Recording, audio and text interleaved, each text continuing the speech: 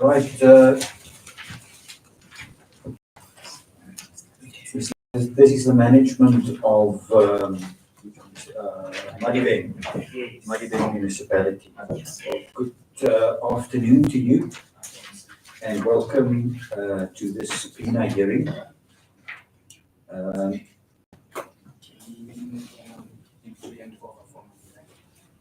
Yes. Maybe what I propose is that you don't have to stand down. You can make copies in the meantime, and then he will formally have to introduce all the documents. Commissioner, you can continue. You must introduce the document. He's handing documents, and we don't know what they are. Oh. What I'm saying is so that we don't. Oh, is that his document? Yes. Oh, I see. I So we see. don't have to. I understand. And this is enough copies. Is it enough copies? How many copies do you have, sir? I think it's enough. It's Oh, enough. it's enough. For us. So I'll give to Commissioner. That's fine. Thank you so much. Thank you, Commissioner. Thank you. Sorry, Commissioner, before you continue, there are other documents that the gentleman wanted us to. Is it the same document? Is it it's not the same document? It's additional. Or it's additional document? Okay.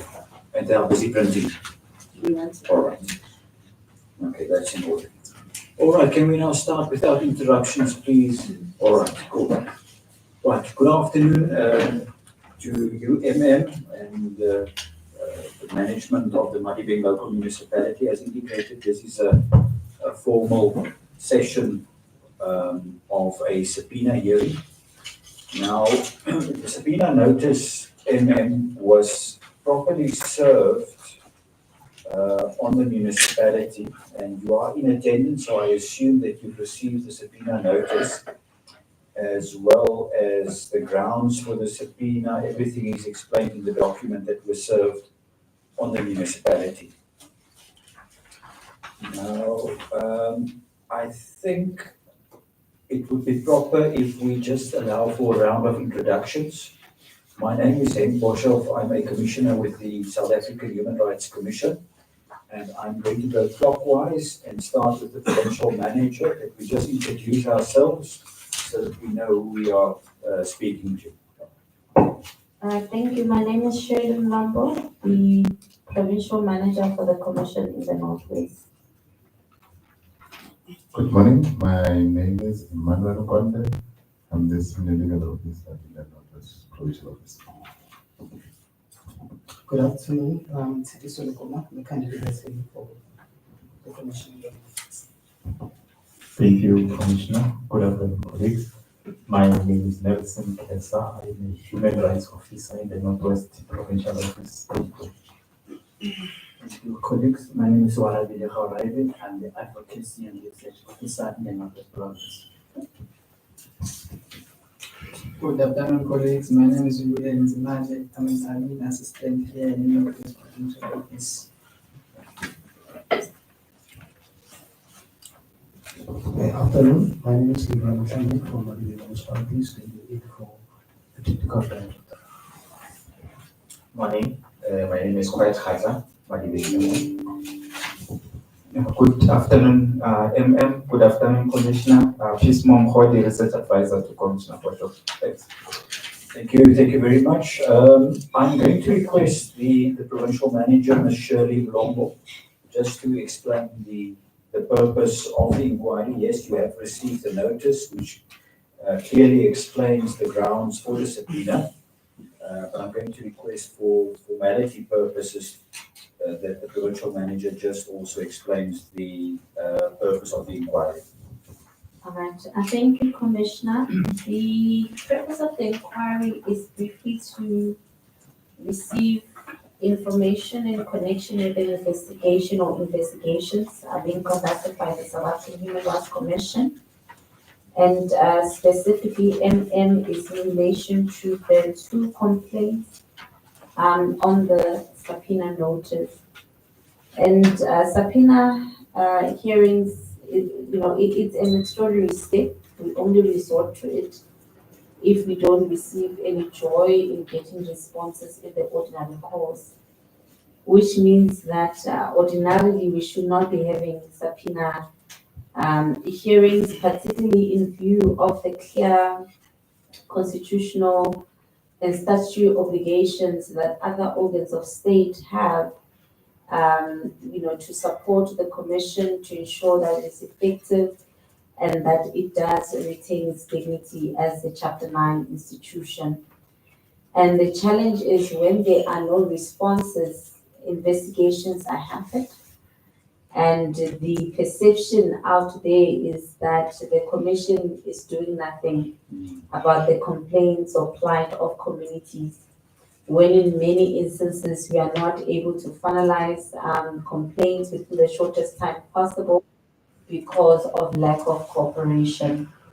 Colleagues will take you through the steps that have been taken to try and reach your office in connection to the investigation of the complaints without any joy.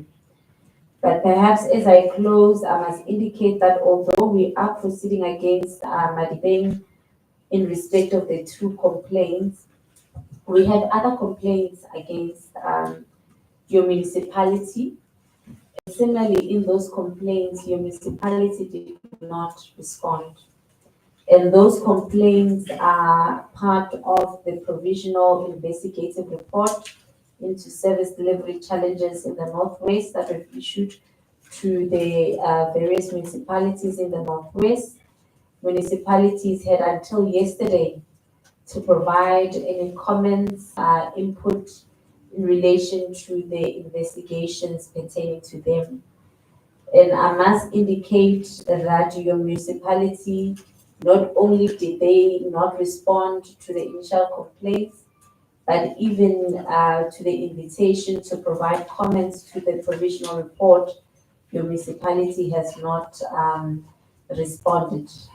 And that, of course, paints a picture of a municipality that is not interested in engaging constructively with the commission, is not interested in addressing issues that affect its communities. So, and that is basically why we are here. Because if we had responses, we would not have met under the circumstances. We've had an opportunity to meet before under more agreeable circumstances. And that is how we would prefer to work with our stakeholders. But unfortunately, if we don't receive joy, we do have to resort to our subpoena powers. Thank you, Commissioner. Thank you so much, Ms. Mulongo. Right, let's move on to the formal proceedings. And because this is a formal subpoena hearing of the South African Human Rights Commission, we are strictly following the provisions as stipulated in our legislation. So it will be required of you, and the gentleman next to you to take the oath.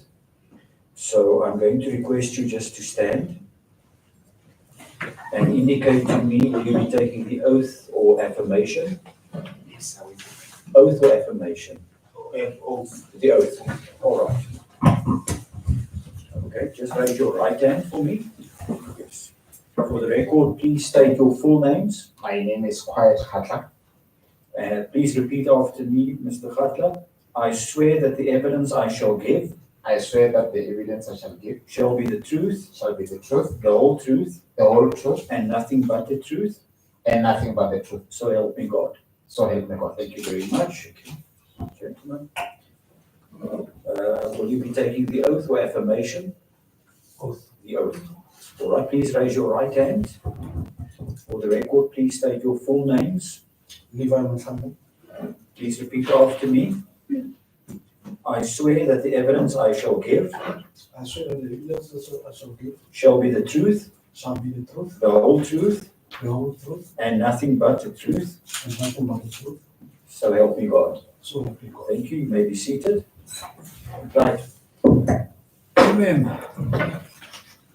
Before we get to the substance, discussing the complaints that we have received, it's very important to firstly discuss the reasons for the subpoena hearing. And Ms. Malambo has adequately explained the purpose of the inquiry. But the reason why your municipality is appearing before the commission this afternoon is simply because of the, to put it bluntly, the disrespect for the commission, the fact that your municipality has been blatantly ignoring correspondence that you've received from the municipality. Now, I have been, before this meeting, I have been informed about some administrative challenges that you've experienced in the municipality. You were there and then you weren't there and now you're back and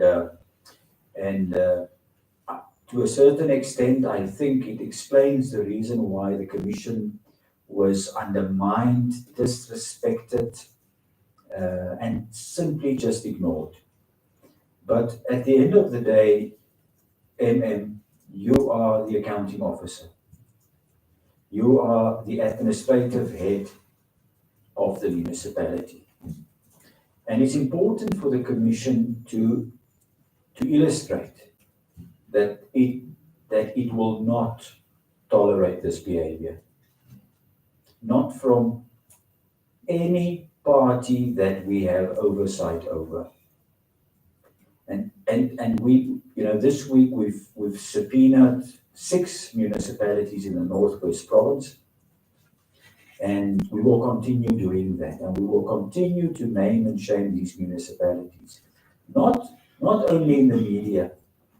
After this engagement, I've already had a discussion with Ms. Mlambo. We will be requesting an opportunity to brief the portfolio committee, the cocktail portfolio committee in the provincial legislature. On a regular basis, we also brief the National Council of Provinces. The National Council of Provinces has already intervened in the Free State Province. I was requested to go and present some of the recommendations at specific municipalities. The National Council of Provinces has taken a resolution. It's a formal resolution of Parliament that the recommendations of the Commission should be implemented. Are you concentrating in? Yes. I'm concentrating, Commissioner. All right. The NCOP has taken a resolution that the recommendations of the Commission with regards to specific municipalities must be implemented. And it's also the intention to follow suit in the Northwest Province and all the provinces in the country. So the outcome of this inquiry is not going to go away. It's not going to go away.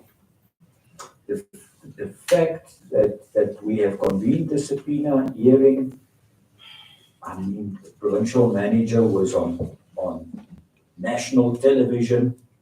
Was it the day before yesterday?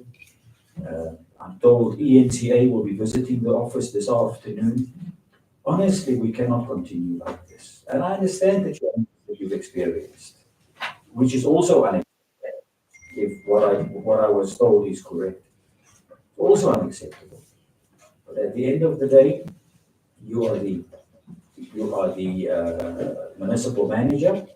You have to take responsibility for the fact that the constitutional body was blatantly ignored. Blatantly.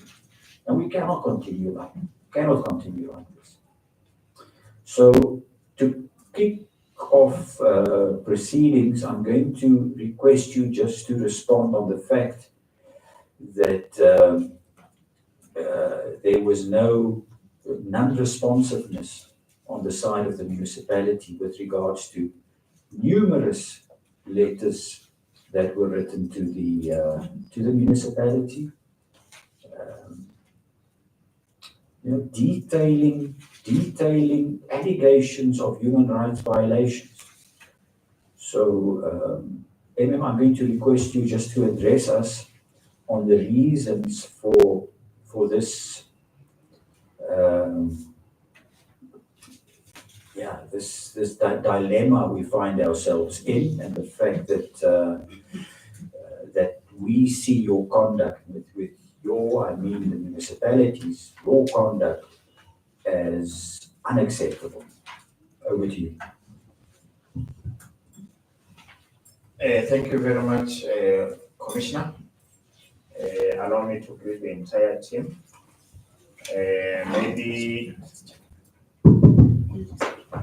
Maybe just to quickly emphasize our introductions. My name is Kwai Khata, the MM. I'm with Mr. Muthambi, the PME manager. Prior coming here, we had to prepare extensively. The senior manager overseeing his function was also on suspension. He came back day before yesterday. So I felt it's only fair I come with him. So we meant to bring the most senior people to the meeting, so that it also emphasizes our respect for this meeting. Let me quickly pass an apology on behalf of the municipality for the disrespect, the conduct of displayed. We promise it won't happen again. But I also must indicate, you correctly pointed out, it's due to the changes in my office and so on and so on. But nonetheless, we believe we are ready to share with you the correct state of affairs since the allegations to date, but also to own up to where we need to improve.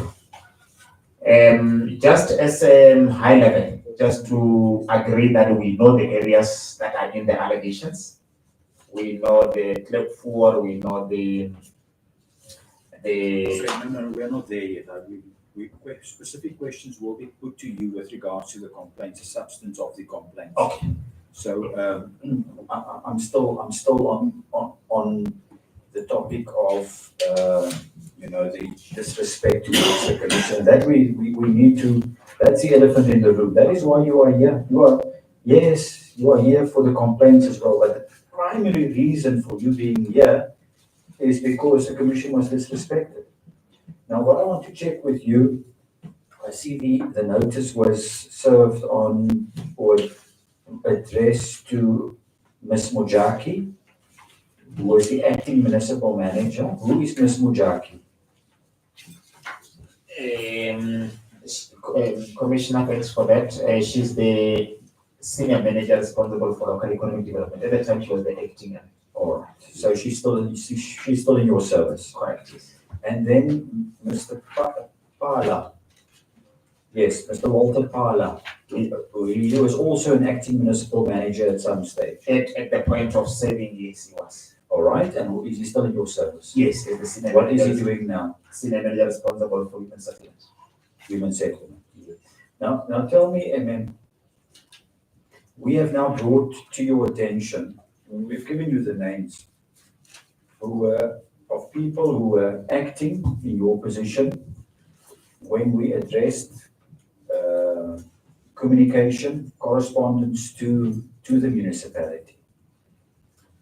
How are you going to, the fact that you've apologized today, I accept your personal apology.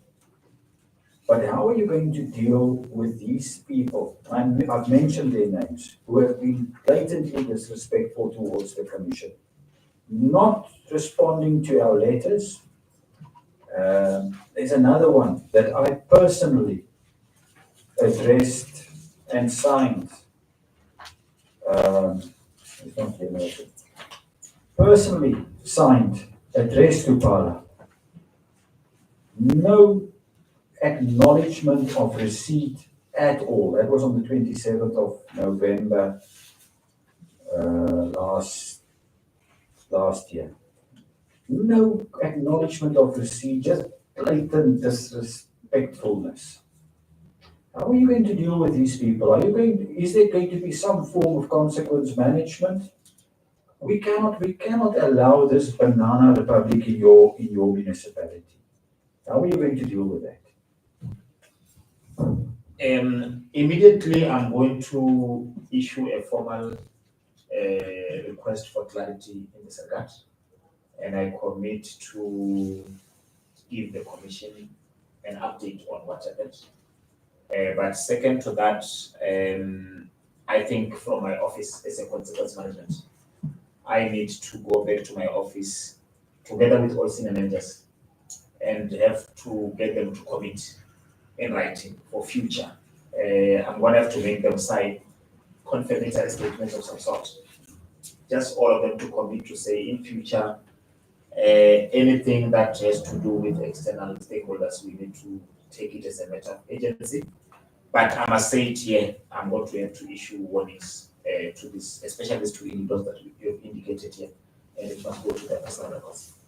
Just two things. Firstly, remember you are under oath. Yes. The commitment you have made, Yes. you are doing under oath. Secondly, you see that camera on top of that screen? Yeah. These proceedings are live streamed on YouTube. Okay. So the community out there have taken note of your commitment. Okay. They've taken note of your commitment. So I don't want another, similar occasion a year or so from now, and you report to me, we felt for the sake of interpersonal relations, we've decided to deal with it otherwise. You've made a commitment before the commission, and we are expecting from you to implement what we have said. It's absolutely unacceptable that letters from a constitutional body, a Chapter 9 institution, should just blatantly be ignored. Furthermore, that a letter signed by a commissioner appointed by Parliament and the President is just ignored. Just ignored. What message are we sending out to the world? Municipal managers, acting municipal managers can do what they want. If a public office bearer signs and sends letters to municipalities, it's just ignored. It's unacceptable. So PM, the world has now, not PM, MM, the world has now taken note of your commitment. Right, I'm going to request our evidence leader, our senior legal officer, am I correct, Emmanuel? Yes. Yes. To take you through the complaints and to provide you with details on the complaints. Mr. Nkonde will put the questions to you, MM, and he will indicate to you when you must respond to the specific question or questions. Right, over to you, Mr. Nkonde. Thank you, Commissioner. Through you, we have delegated Mr. Lekoma to lead us for this session. Thank you very much. It's in order.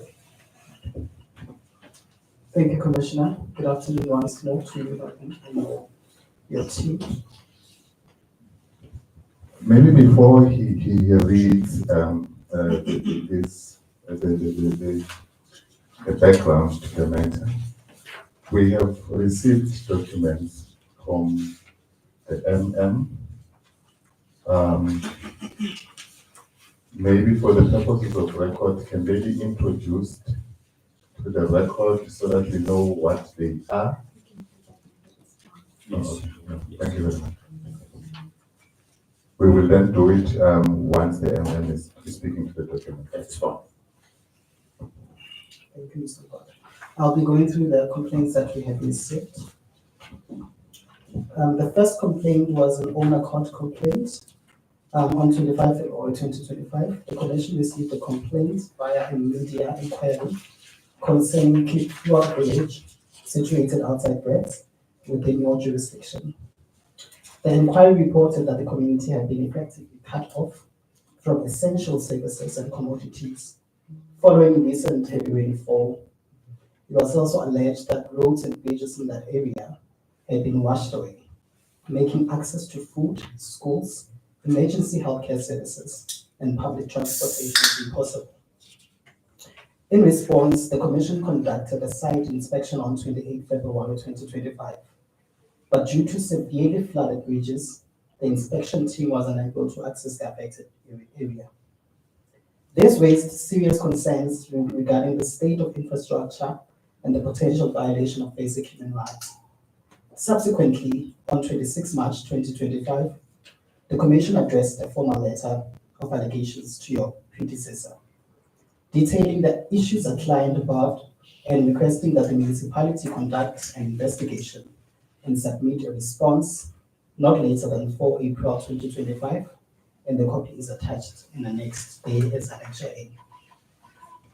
When we received no acknowledgement or response from your predecessor, the Commission issued a follow-up correspondence on 13 May, reiterating its request and extending the deadline for response to 22 May 2025.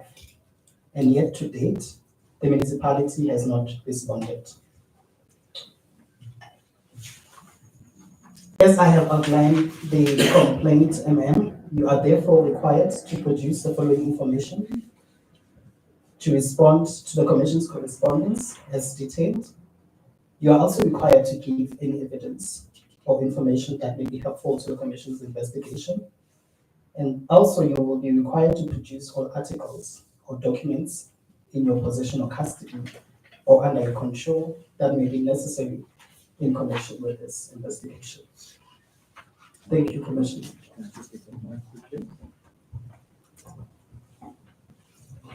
MM, do you have any documentation that you would like to hand up so that you form part of the record? That is correct. Commissioner, thanks once more. Just speak to it. You are going to receive our inspection in local report. We did our own investigation to the affected areas. We then compiled the report since our visits, but also in line with the allegations here.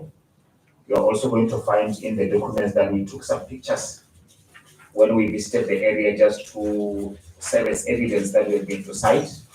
So these documents are going to be the documents in the main that we're going to use to respond to you. Well, this is mainly our response in writing. So because it's lengthy response, as we go through the actual responses, we'll be taking you direct to the exact page numbers. So for now, keep it. It's going to serve as a presentation more than anything. That's fine. Yeah. I must also indicate we'll be sharing at a later stage one more page. And this page, I must just also indicate already, it's a page that confirms our application for disaster relief funding at the time of these disasters because they fell within the category or the definition of disaster. Yeah, but that's going to come after what we have currently. Okay, so we're going to exhaust what you have in your hands, and then when you are done, we're just going to share with you evidence that we did apply for disaster relief. That's in order. Yeah. Can I check with the evidence leader? Are we going to put questions to the municipal manager, or what are you expected? You want him to respond to the complaint, speak to the documentation that he has handed up, or no specific questions? Yes, Commissioner. I think it's less that he speaks to the That's fine. All right, let's handle it that way. Speak to the. I know that I can see that you've done a lot of work. Please speak to the documents that you've handed up. Yeah. Like I said, you'll be guided on which page are we on. Okay. I'm gonna be hand over to my technical person next to me, Mr. Mutame, just to take us through. That's in order. Yeah, thank you. Okay, thanks, Commissioner. There's a letter that went to Michelle, the provincial manager of South African Human Rights Commission. Do you have the Yes. This was a response to your letter that was dated on 26th of March 2025 on the issue of the crisis affected in Kletfua village. Yeah. Is it working? It is, yeah, it's working. Yes, it is well known that there were floods that took place during the high rainy month of February and March, whereby the roads and bridges in Kletfua were flooded, that they were unable now to allow people to access the village due to the high the flooding. The flooding happened in our roads, municipal roads, including even the provincial roads. We went out to go and do remedial work in our roads, including even assisting the provincial roads. The bridges that flooded, they are low-lying bridges. They are designed like that. They are provincial roads. They belong to public works. So we went out to assist the district office, which is the general office, which is in Madibeng, right? To assist them with what we had by then. Most of the equipment that they wanted from us were the grader and the TMPs to assist in the area that had floods. We assisted them. Unfortunately, the assistance that happened was only to make sure that there's at least access to the community. Access is being provided, even though the access that is provided currently is only on the bridge. It's only a one-way, which means when another car is coming, the other one has to stop to allow another one to pass through. The department has raised the project to upgrade its bridge. Department of Public Works have appraised the project for upgrading the bridge, of which we are still waiting for their process to go through so that they can do the project. I'm not sure how far are they with that. Also, as and when it rained, even I think towards the beginning of April it happened, we assisted them with equipment that they wanted. The district, there's a relationship between the district office of public works and ourselves. We do exchange material where necessary, like for instance, where there are potholes, people don't consider what is Madibeng or the provincial road. They complain that there's potholes in Madibeng. We usually exchange material with them or assist where possible. That's the relationship that we have with the public works department, especially the district of Bujanala office of public works.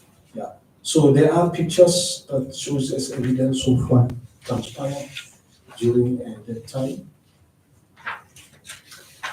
One thing that will be confirmed later is that whether this letter managed to reach your office or not, because it was responding to your request. Which one is The letter. Which one? Which letter? The letter With all with the pictures, yes, whether it reached your office, because it was responding to your letter dated the 25th of March. We will look for evidence that supports whether it reached your office or not. Like an email, if it was an email or what it was a post. I don't see a date on the letter. No signature. No signature, nothing. That's what I'm saying, that we will give the proof, if there's proof that it managed to be posted to your office, or because it's addressed to the Human Rights Commission's office. But don't you as a norm date, you have put dates on your letters. The official letter will be, this is not the official, it's a soft copy that we use to print out this, it's a soft copy. Oh, I see. Okay, proceed. That's one person. So there are pictures. Yeah, just to clarify, yeah, sure. Normally how it happens is the municipal manager will collect a source of evidence and responses from the support team. But when it finally leaves the office of the MN, it would have been put together, formally signed off and so on. So he's referring to at that time, what was given to the municipal manager. So this is a raw information that went to the municipal manager.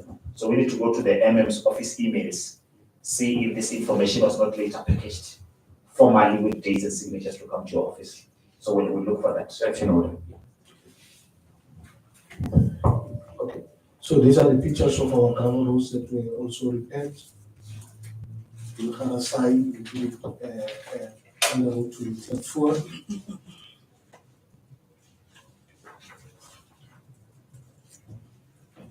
I've also spoken to Public Works, the district officer who's taking care of the district office of rights, who said he's also waiting for the head office public works on his appraisal for upgrading of the roads in that area.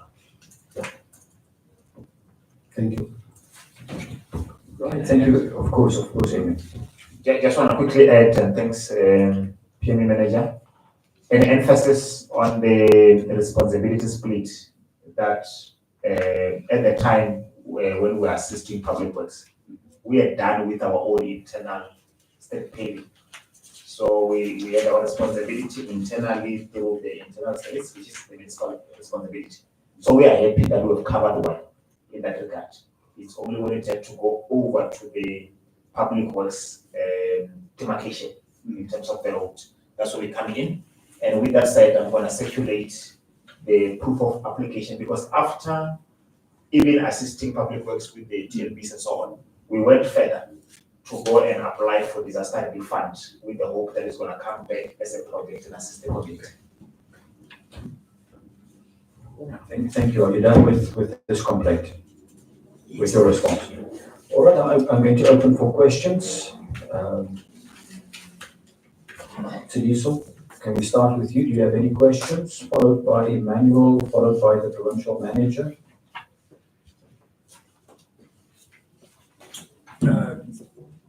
Okay. No. Yes. Thank you, Commissioner. I just have a few questions that I would like to ask, because based on the response that I have before me and the oral response that you were given, I just need clarity on something.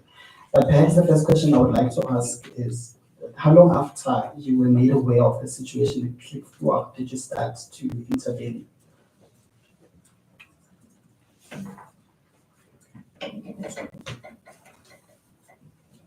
Okay, there's a question. Emim, are you going to respond to the question? How long after the disaster? Just repeat the question. How long after you were made aware of that situation in Klipfuak did you start intervening? Through you, not to change the direction of the meeting. Is it all in order to collect all the questions, maybe? Or No, respond to the Yes, question. SMS. Okay, all right, thanks. Who's going to respond?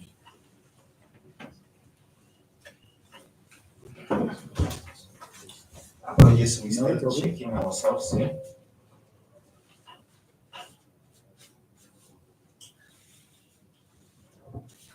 So I do not have the dates, but we will provide that information thereafter about when was it, because the machinery that we are using also we are hiring from service providers, so that we'll be able to prove when were they able to get there to assist public works on their own. So, can I just get that microphone? Please. And something that you need to correct. I have this disaster relief letter in front of me, and I don't see any date on this letter. Even after the so-called acting municipal manager signed it off, I don't see a letter. So difficult to refer to letters and applications if you don't date your letters. And it's a new acting municipal manager. Oh, good grief. How many have you had? We're 3, counting from Anna. Thank you, Commissioner.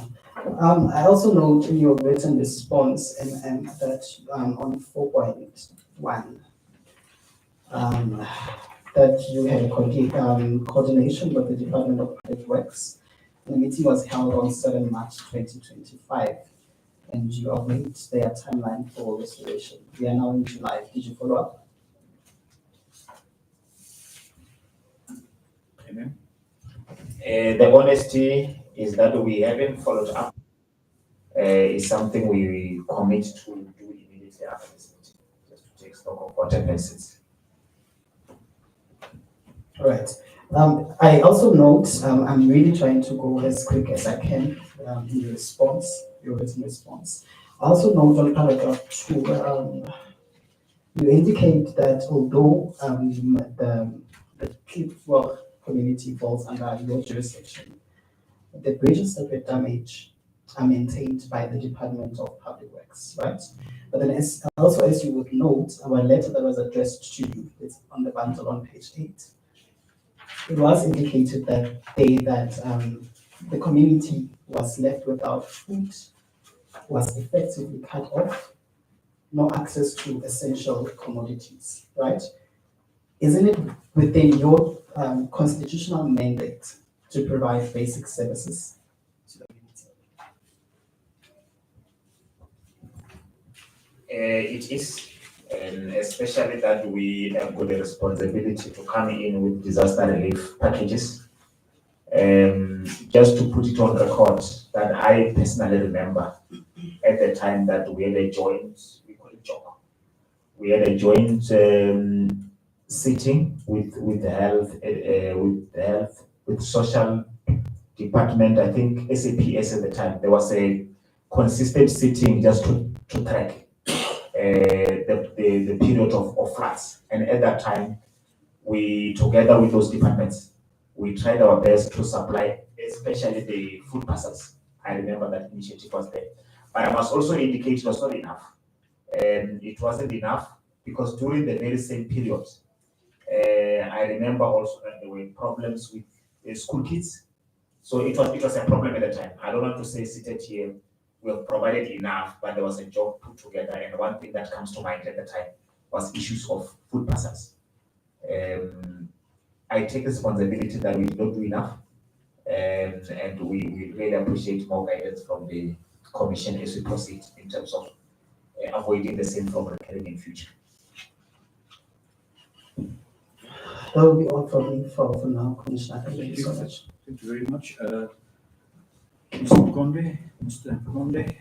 Thank you very much. Maybe mine, I was not going to ask any questions, but I'm just following up on what Mr. Lukoma has said. From the response that you've given to say that there was this joint meeting with yourselves, DOH and DSD, why then was it not incorporated in this response? Because it's also important to reflect all the steps you've done when you were actually doing this work. Okay, my commitment is to revise the response and incorporate, maybe just to add to say the letter that you saw, the undated one, the disaster relief, it's a product of the same meeting. So this letter is the product of that joint sitting. A resolution was taken to quality disaster and make an application. So I'm going to update our response through you, Commissioner, and elevate that component as well. So how many, in terms of 4.3, how many alternative routes have you created, and they are coming in what form and shape, and when were they created? Because you are saying in that 4.3, community communication, what councillors have been updated for residents on alternative routes? Can you unpack that 4.3? Alternative roads simply means the other way to go to. Sorry, just place there again. Cannot hear you there. Can you speak? Speak. Alternative roads simply means identified roads that can be taken alternatively to get to the area that you want to go to. Meaning that, for instance, if you want to go to Preds, avoid N4, there's a strike, take R104. Okay. You know, with our letter as well, what we indicated to say what is the disaster management plan? Is there a plan from the municipality? Let's forget about the provincial roads, but now, should a similar thing happen within your own area, do you have a plan? The plan we don't have, Commissioner. I must be honest, is SN1. That's why we run to a job sitting. And we all agree that we are hit by a situation, but the plan we don't have. Do you have a department for disaster management? Yes, we have. It's the department, it's the directorate called Public Safety. It's headed by the senior manager, Mr. Koza. What are they doing if they don't have a plan? What is their function? Because they should be, with disaster management, you must anticipate and probably have a mapped out way of reacting should an emergency happen. And even after you've mapped out a plan, you should also have plan B if plan A fails.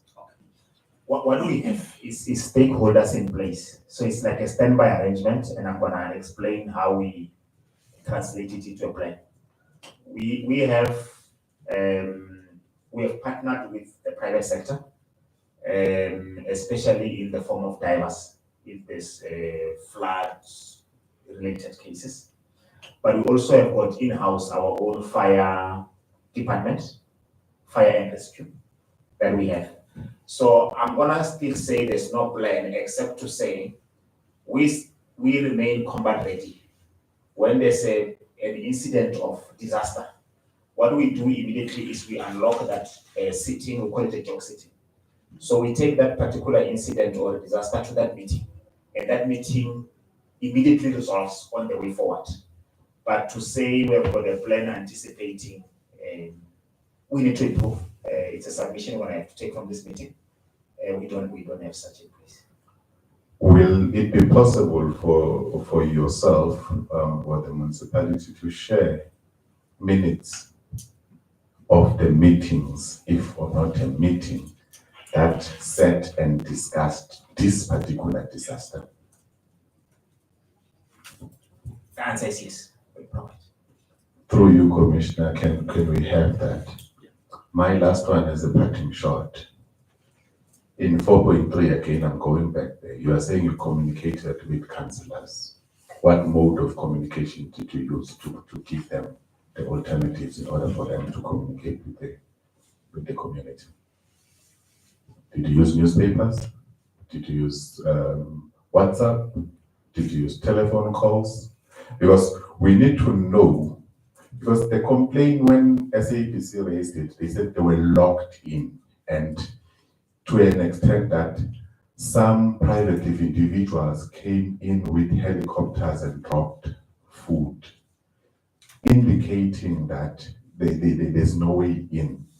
So we want to know whether the communication to say there's an alternative there where you can go and get help if you want to go out of the space. How was it communicated? I know my senior manager will come in, my PME manager will come in and add. I'm talking to, like I said earlier on, I was part of that in one or the other. And personally, not same area, but I went to experience myself with my private car. So the communication at the time was really through phone calls. So I had to meet one councillor, like I said, not in the area, but around that time. We had to meet over the bridge. As much as the cars couldn't travel, but he had to park his car on the other side and walk and meet me halfway.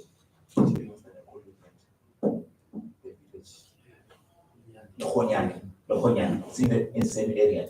Yeah. So I'm talking to personally myself. The incident I intervened. We used cell phones to communicate. We had to meet 2 walks. I had to park my car and he had to park his, and we walk over the bridge and meet.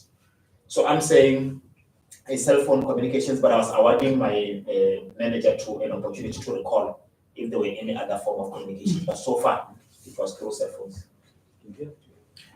Cell phones. Is the mic on? I cannot hear. This one. Can we exchange? Just that one?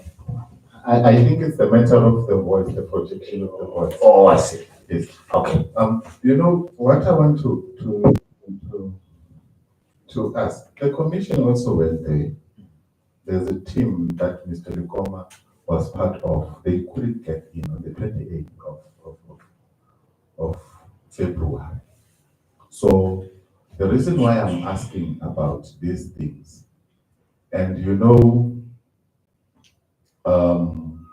when something is coming from a journalist, probably they would get one-sided information, but at times they would get global information. And such opportunities can be used as well to spread out information. We couldn't get in ourselves. So that is why I'm asking, what are these alternative roads and how many are they?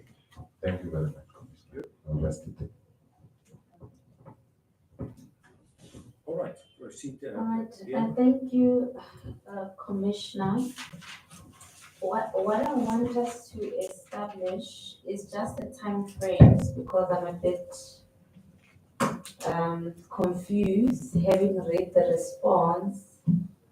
It also reads in the past tense, so that's why I need to really understand where we started, where we are going. So we will start with the question that Commissioner canvassed with you.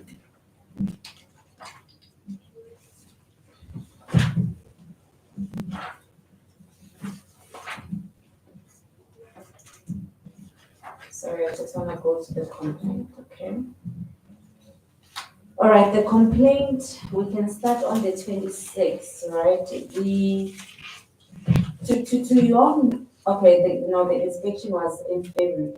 To your knowledge, when did the disaster happen? Here on the letter we sent to you, we refer to the commission going on site on the 28th of February. So maybe let's establish, when did the disaster happen?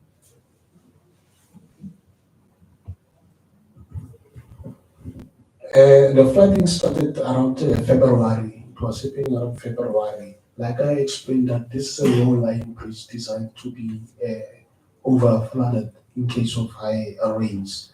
That happens, maybe let's say for instance, that happens maybe after every 10 years, something like that. So the bridge itself is designed to flood, Yeah, no, but it becomes unsafe. no, for I people get to it. cross. I was just asking the time frame, so maybe just respond directly. I was asking when in February, just we're dealing with the time frame. I don't have a date, but it can be provided later. Okay. All right. The reason I want to establish, I hear the MM saying at some point it was there, so we need to just have a clear indication. So when the disaster happened, who was the accounting officer of the municipality? It was myself. Okay, so you were the accounting Office. Okay. When you see me through you, Commissioner, go through my phone. My visit at the time I took pictures. Yes. So I want to go to those pictures, I'll tell you the date. Please take your time, because it's very important, because I'm very confused about the timeline. So look for the pictures and assist.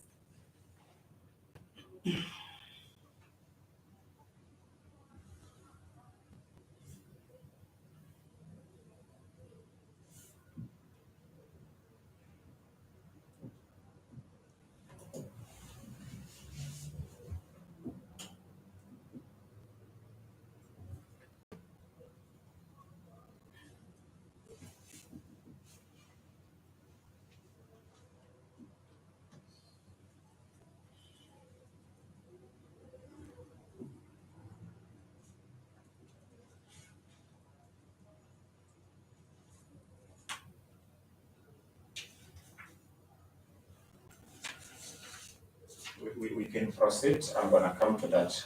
I'm gonna go to my pictures. I was going through WhatsApp, so I'm gonna go to my phone pictures. You will go Yeah, I through. don't wanna find them. That's fine. And also, in terms of, you said you were part of the first, was it one meeting you were part of or several meetings? How many meetings were you part of to discuss this matter? Personally, I don't attend the job meetings. They are chaired by the senior manager in public safety. Mine was to visit one of the areas which was equally affected. Okay. So I took it upon myself just to go and see for myself what people are going through. That's when earlier I gave the name Honyane. It's an area in the same areas. So that day I had to go because the team was trying to find and to build a temporary bridge for the people to be able to access the area. But then they were struggling. I had to go and see why the construction is a problem because it was an emergency.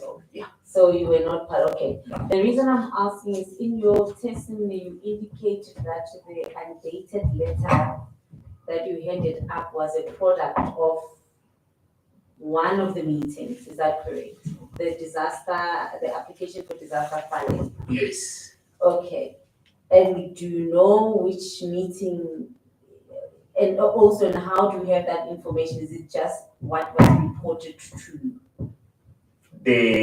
That answer we are going to receive when we share with you the minutes. Okay. The minutes of those joint meetings that were entertaining the matter. That's fine. Yes. But what I want to establish, the information you shared that the application was a product of a meeting, is it information you have personal knowledge of? Is it what you were briefed in preparation for today's meeting? What I was briefing. Okay, so meaning you were not privy, you were not part of any meeting where a decision was taken to write this letter? No. Okay, that's fine. We'll get clarity then from the minutes. All right, and you said at some point there was an accounting officer who took over. Do you know at what point was it D. Masemula? Yes. Who took over immediately after you? It's Masemula. Okay, do you know when that was? That was on the 27th of March. Okay, 27th of March. March, okay. So, okay, because I see the letter of 26 March is addressed to Pala. Okay, so that's why it's important to 27 March, okay. And who took over after Masemula? It's Miss Sitati Munyaki. Munyaki, Monyaki. Munyaki. Yes. And when did Munyaki take over?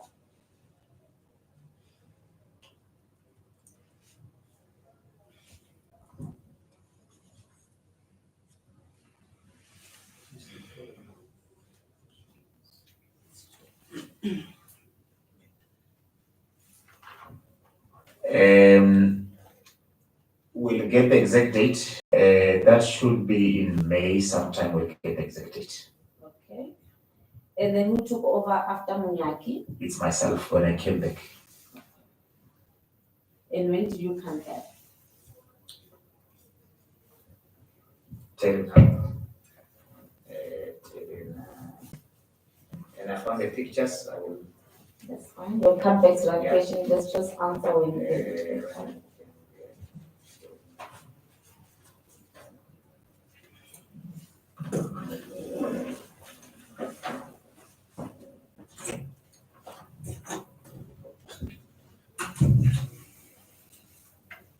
I came back on the 25th of June.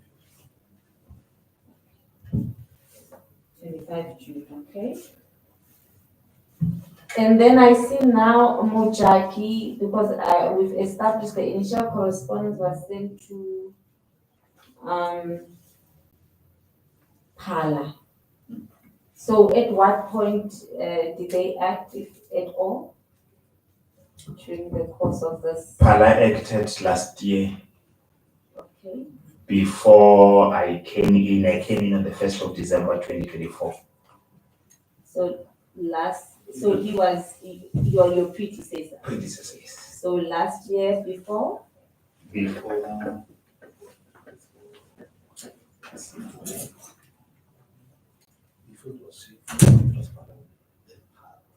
So it's Pala and CFO. So Pala's immediately after last. Okay. So immediately before my joining, which is 1 December 2024, it was Pala. So I was mixing Pala and CFO. So December 2020?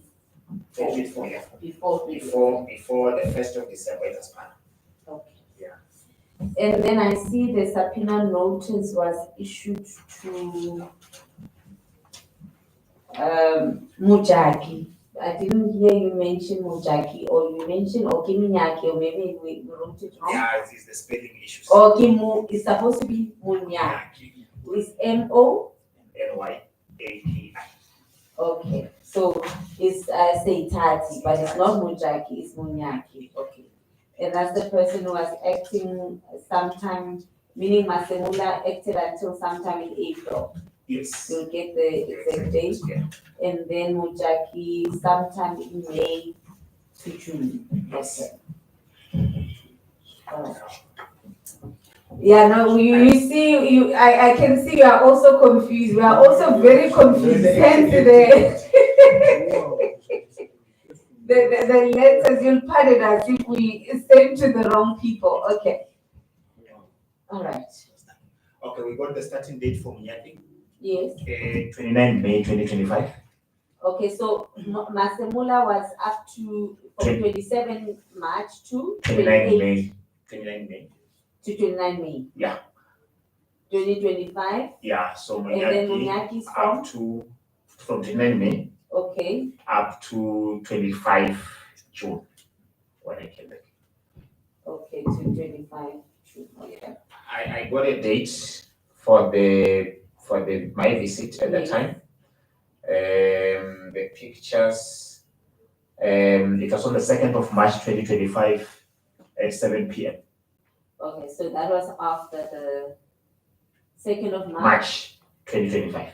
That's my visit. Okay, yeah. But that would have been after the disaster started. Yes. Because the question, the response was that it started sometime in February, and that's the information we have. We're still gonna get the exact date in February. Yeah. Okay, when it was first, at least when it was first reported to you that there is a disaster in the community, if you can get that date. Okay, so now we know that you were back in office on the 25th of June, and today is the 16th. I suppose you had other backlog matters because it was a question you were asked about whether there was follow-up in relation to the disaster relief application. Maybe for the record processes, since your return, you've admitted you yourself have also not followed up. Is there a reason for that? The reason, Commissioner, is the backlog indeed. It's not an excuse, I know. It's one of the items, especially after today, that is going to be on the top of my list. Yeah, it's the backlog issues I was catching up.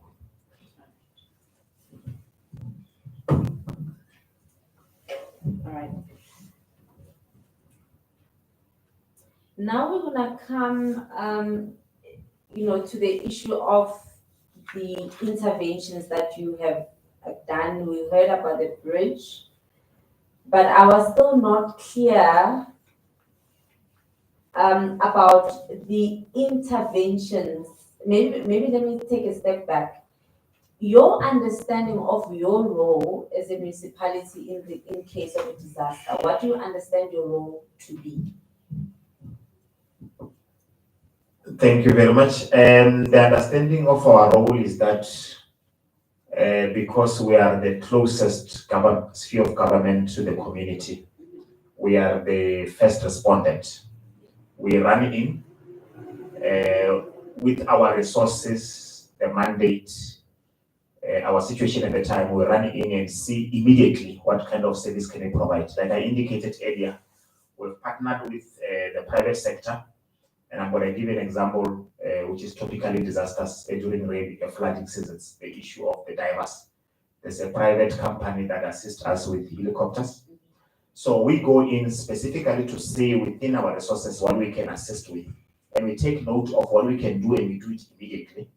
We take stock of items that are beyond our capacity and mandate. For example, if it's issues of roads, as an example, then we take stock and run back and convene a job meeting on an urgent basis. Issues of food parcels, we normally agree that it's not our space. So the reason we run back to job meetings immediately after visiting sites is to make sure that we are able to as the entire government represented, allocate responsibility. Issues of roads, if it's a public works, will go to public works rather than there. Issues of health, if there are health hazards, Department of Health will get a brief on what they need to do. Issues of food parcels and so on and so on. So by the end of it, will become a coordinator of a solution. So we chair those meetings, we convene and we give direction until the communities are sorted. Okay, so from what you're saying, your understanding is that your role is limited to coordinating the other departments and stakeholders, is that? No, we go in and provide intervention. Okay, but what kind? It will depend on the situation. Mhm. For example, in this case, the picture that I was referring to, the 2nd of March, already we're intervening to provide alternative routes. Yes. You also indicated alternative routes. But we become realistic and say there are situations where it's not only about alternative routes. For example, if the alternative route solution will take a week, meanwhile, people must get access to things like food and so on and so on. So we say, okay, also there are situations where there are risks of flooding, people drowning, etc. We bring in our capacity in terms of graders, the disaster team, the helicopter, private sector, but also we say this is how much we can provide as the local municipality. Now we still have outstanding support that we need to offer, and I gave an example of the food parcels. We know is the Department of Social. Yes. So after exhausting our capacity, where we can assist up to, in cases of tents we provide, where we need to provide people with temporary shelters, we provide. So it's a scenario per scenario. But at the end of the day, what I'm saying is, as soon as we realize that we have done what we could do as the local municipality, we take stock of the remaining interventions. We run to a meeting, we call it a job meeting, and we seek for additional support, depending on whether it's a health intervention, whatever intervention. That's where in that meeting, we make it clear that as we're sitting now, colleagues, can we get Department of Health to run to that area and provide what to them? But the initial assessment of what needs to be done is us.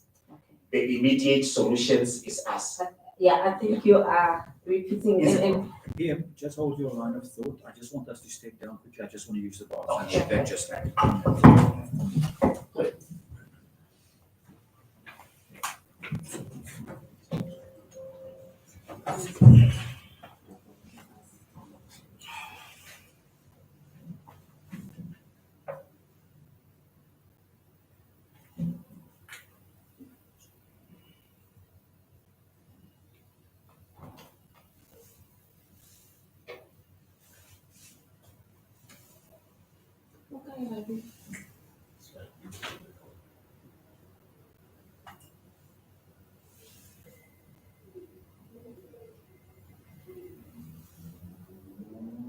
this is to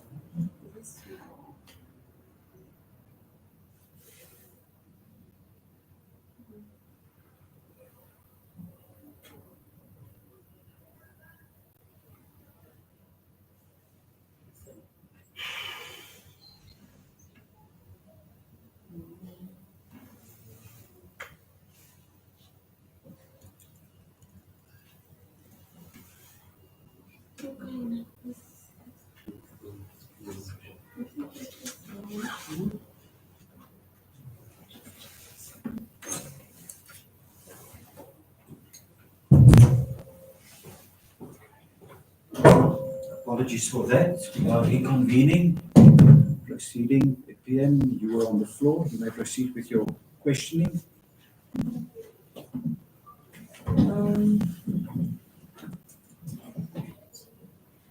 All right, no thanks. We're just gonna round up on that. Maybe now moving from the theoretical, right? We've heard about the assistance you provided in this case with the alternative route. I'm still gonna come to that because there was a question asked about that was not answered. Other than the alternative roads, and other than you assessing the situation and asking other people to assist, what other specific interventions or services do you provide to the residents in this particular disaster.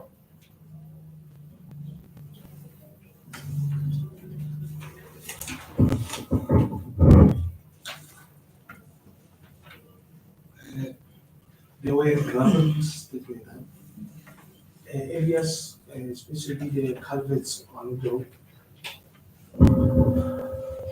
Areas where there were the soil was saturated, the roots material was saturated, they had to be dug out and then brought in material that is stable in order for the roots to be able to be usable.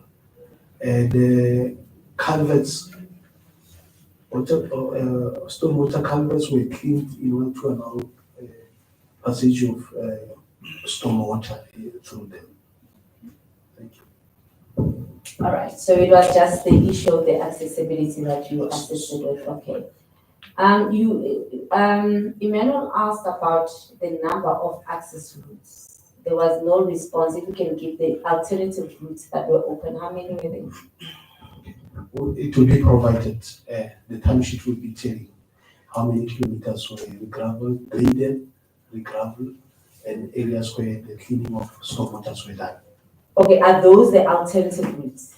No, I explained the alternative route. Alternative route, when we call disaster, alternative routes identification is when you go and identify routes that can be taken that are safe for community to use in order to reach other areas. Yes, I'm aware what they, okay, how many were identified? Because I think you said, how many were those? We'll provide the information. Okay. What was communicated to concerned communities. What was communicated, Yes. because remember the main issue, the community, they're saying there was no access. So it's important the issue of the alternative route, but we are saying there was access to the community through alternative routes. So we need clear information about these routes and how do we identify those routes. If I can come in sort of for the dialogue, I'm jealous because I visited personally. The one thing that I gathered, and remember, I'm not talking to the exact place, but it was the same area, it's the same. The one thing that I picked up, because I had to run when I had no alternative routes, only to find and to be verified, specific to this situation. The one I visited, when I went there, the truth on the ground was there's alternative route, but it's far. Yes. So I thought I must just share because I went in, one of the alarms was that there's no alternative route. Only to find there is, but it's far and inconvenient. But coming back to this one, we will cover.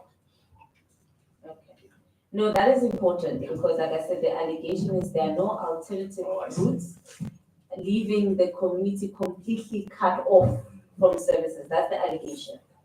Okay. So we'll get that confirmation, and maybe if that coordinates that of those alternative routes that can be provided. I think it's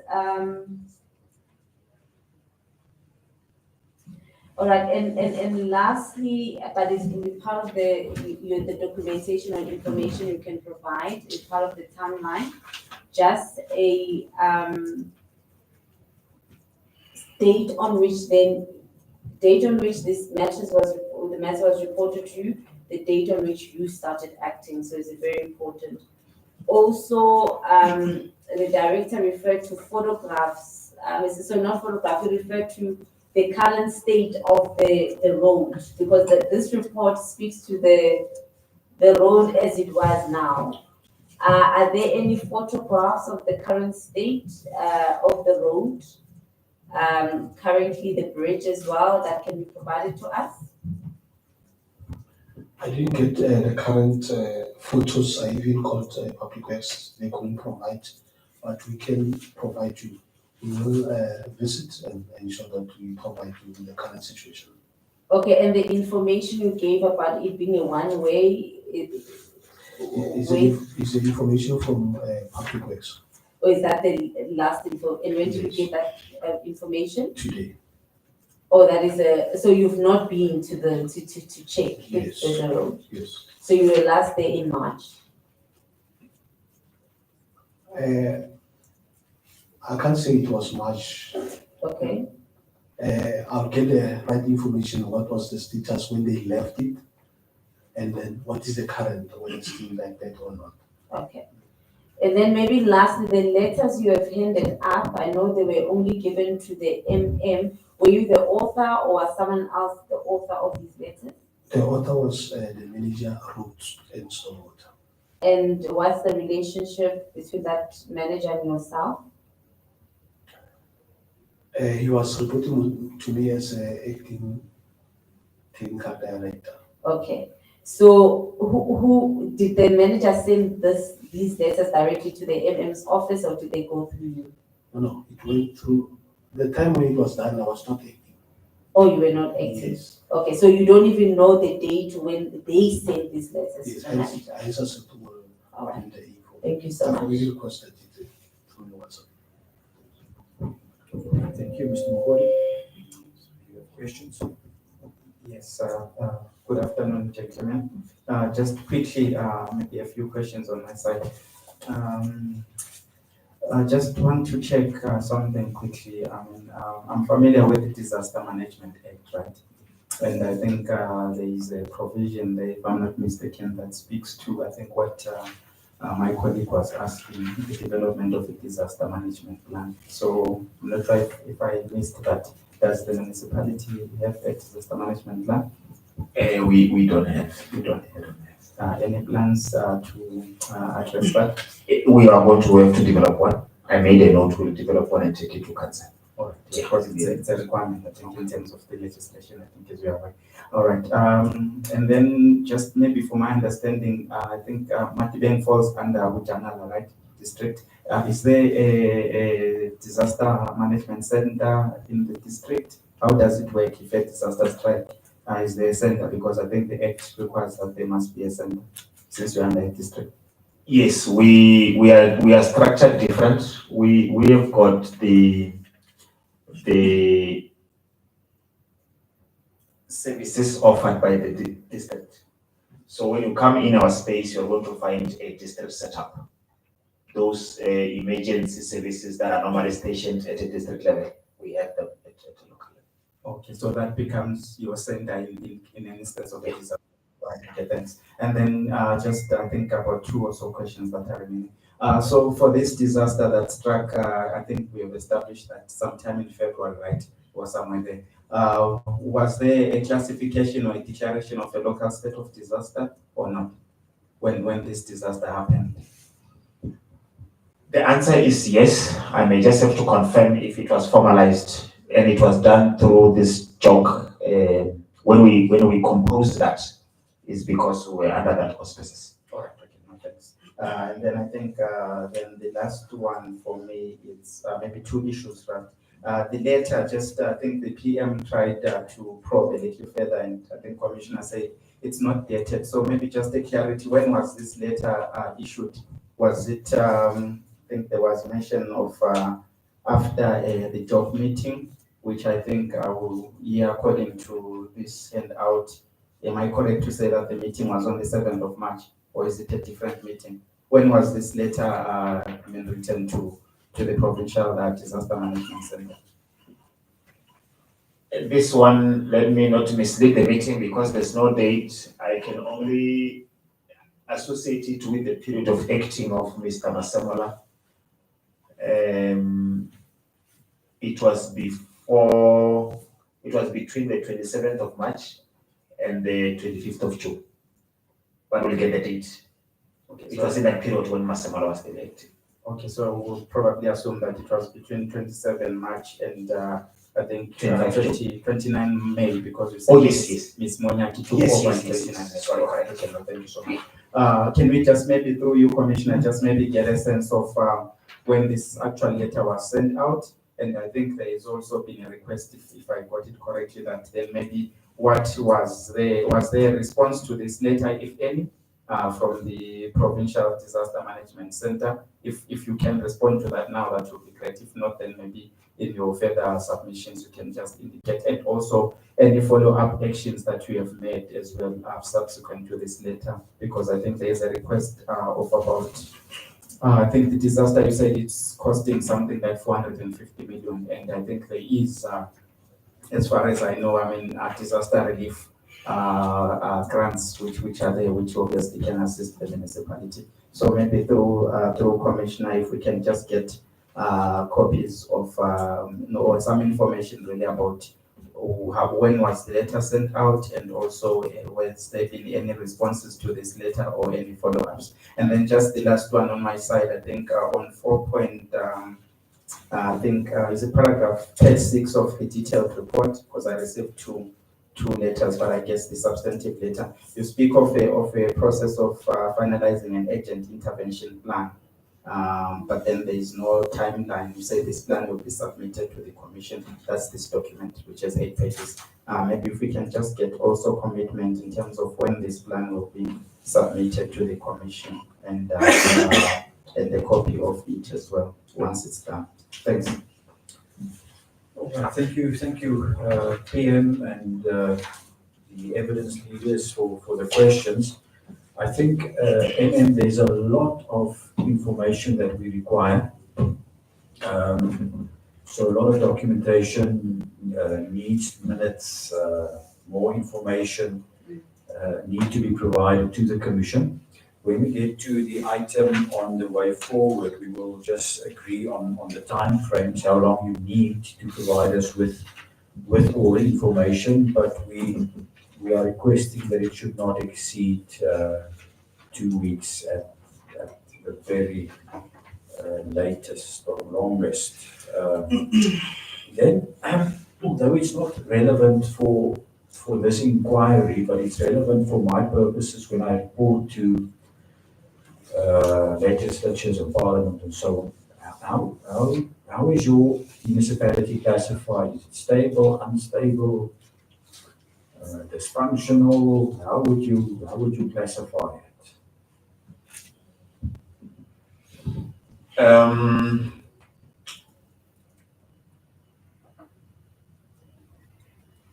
I think we are a dysfunctional. I'm trying to think of whether we received a formal rating, but the correspondence since I joined the municipality are pointing towards dysfunction. What was your audit outcome? Previous financial year? Previous financial year was qualified. Yeah. All right. Thank you very much. All right. So can I take advantage and share something with the meeting? Please do. It's coming from my visit and my experience at the time. What I gathered, and I'm not saying anything bad about the communities. What I gathered during my visit is when such incidents happen, the communities find an opportunity to ask for what they've been waiting for. Now, what they did when I visited, when I went there, there was the low-level bridge was washed away. It was washed away, and we're coming up with a temporary measure of putting, on the side when you drive on the highway, there's that strong concrete. So we're putting that, but it was forcing us to put a one-way drive-through. So instead of agreeing with the community to say this is workable in the meantime, you could see they're not looking for that. They're looking for a proper project, a hectic project, comprehensive project. So there's no will to discuss that temporary measure and agree that the flood is temporary and the rains will stop and so on and so on. To a point where, like I said, I drove there because the message that came from to my office was people are stuck in a settlement. So when I got there, the truth emerged that one, they don't appreciate that temporary measure. They were expecting the municipality to bring a fully fledged road, even if it's a town. Now it talks to the contractors in the area and so on and so on. Another thing that emerged was no, there is an alternative road, but it's far for us. So like I'm saying, I'm gonna keep on distinguishing it from this case, but that's the experience I got at the time. All right. Thank you, MM, for the information. There's a lot outstanding. So what's going to happen is that you will receive a letter. I hope you can provide us with accurate email addresses, but you will receive a letter from the provincial office stipulating exactly the information that is outstanding and what we are still requiring, and we will probably give you a week and a half, 2 weeks or so to provide us with all the information. But if I understood you correctly, it appears that the information is readily available. All right, we can move on to the second complaint. Who's going to lead us on this one, Mr. Mkonde? Again, Sidiso? Or is it Nelson? Sidiso.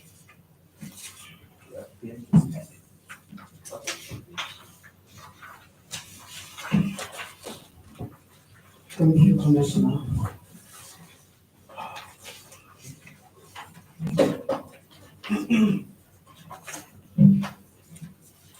Okay, the second complaint is an court complaint. It was during community outreach show. The commission visited the Sonok informal settlement within the jurisdiction, and we observed that the residents in that area continue to rely on bucket toilet system for sanitation. And after following an extensive assessment of the settlement, it became evident that it is unacceptable condition, which has persisted for an extended period with no discernible intervention or remedial action by your municipality to address the situation. And therefore, we sent a letter on 1 October 2024 to your predecessor, setting out the concerns identified during the roadshow and requesting that your municipality conduct an investigation and provide a response by no later than 1 October 2024. When we received no response, we sent a follow-up email on 27 November 2024, requesting a response by no later than 5 December. And regrettably, yet to date, we have still not received any response. Therefore, as I've also outlined earlier, that you're required to respond to this complaint as well. You're also required to give evidence or information which will help us to investigate this complaint. Additionally, you are required to produce articles or documents that are in your possession or custody or under your control, which may be necessary in connection with the Commission's investigation. I believe for you, Commissioner, we will do like as we did with the previous complaint. So, thank you so much.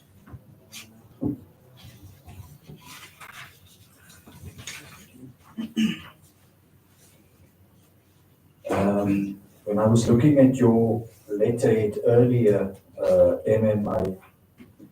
I noticed that you are based in Brits.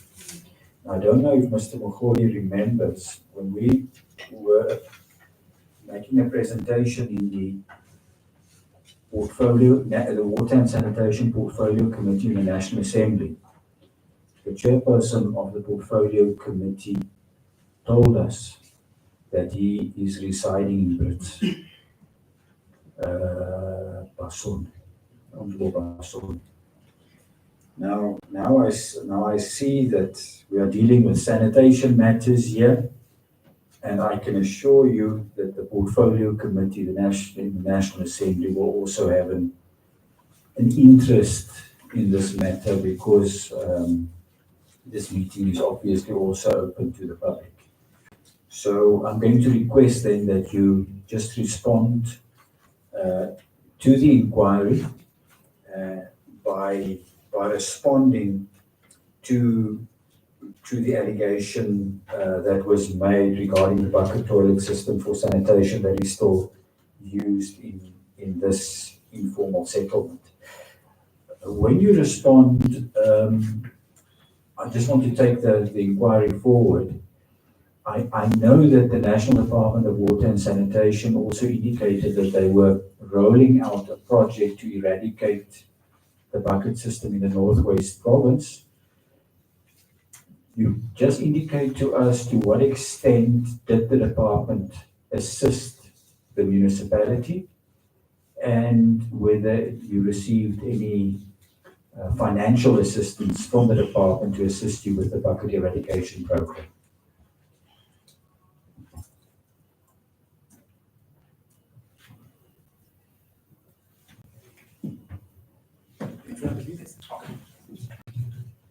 Sorry, I thought there's more questions coming from the members. Thank you very much once again, Commissioner.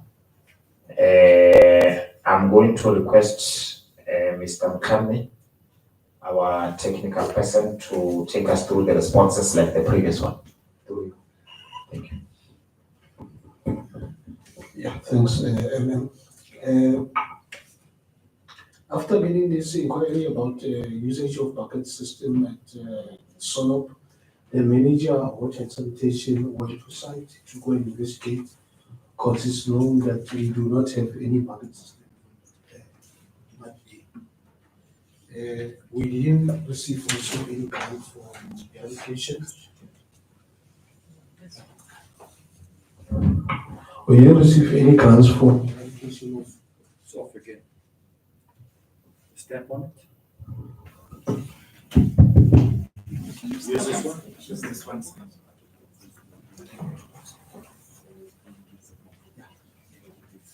There is a, before I go further, there is a report,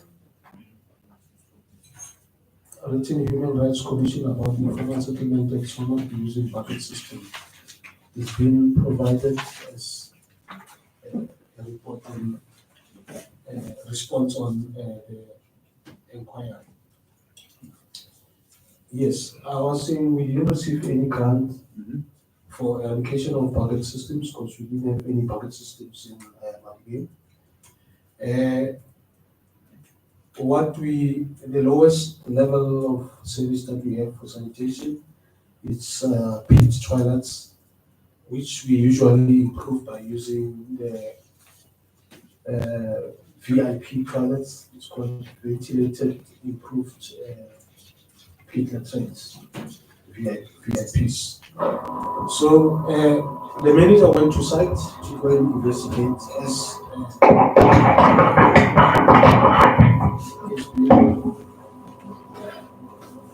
it's been indicated that there are bucket systems in Sonop. Just stop there for a while, these levels.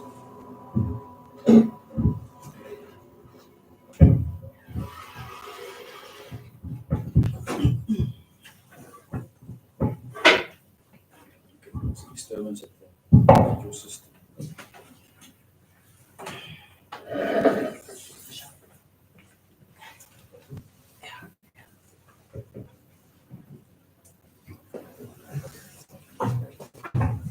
All right, you may proceed, sir.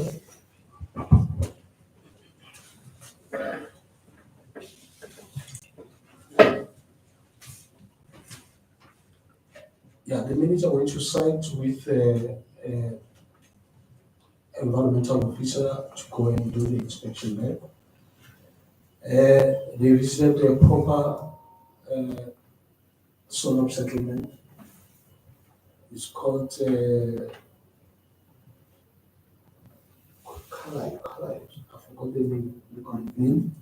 They are using water board. We found that it's a water board that is operated by Public Works. The infrastructure belongs to Public Works. They even treat their sanitation on a wastewater treatment plant that is operated by Public Works. What they found was that the plant was non-functional, which takes the waste to the nearby stream, which obviously enrolled to the crocodile river. They also found that there's a settlement that is called Skillet that is developed there.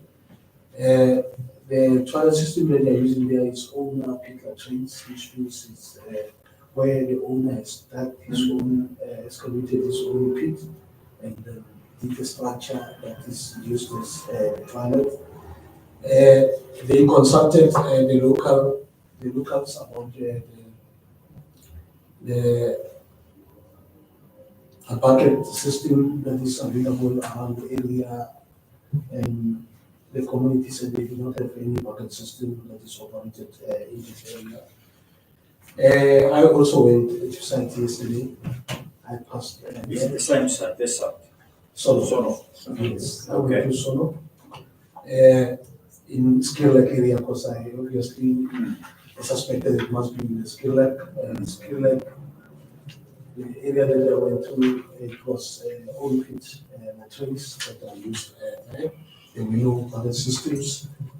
Local councillor confirmed also to us that they do not have any bucket system operated there.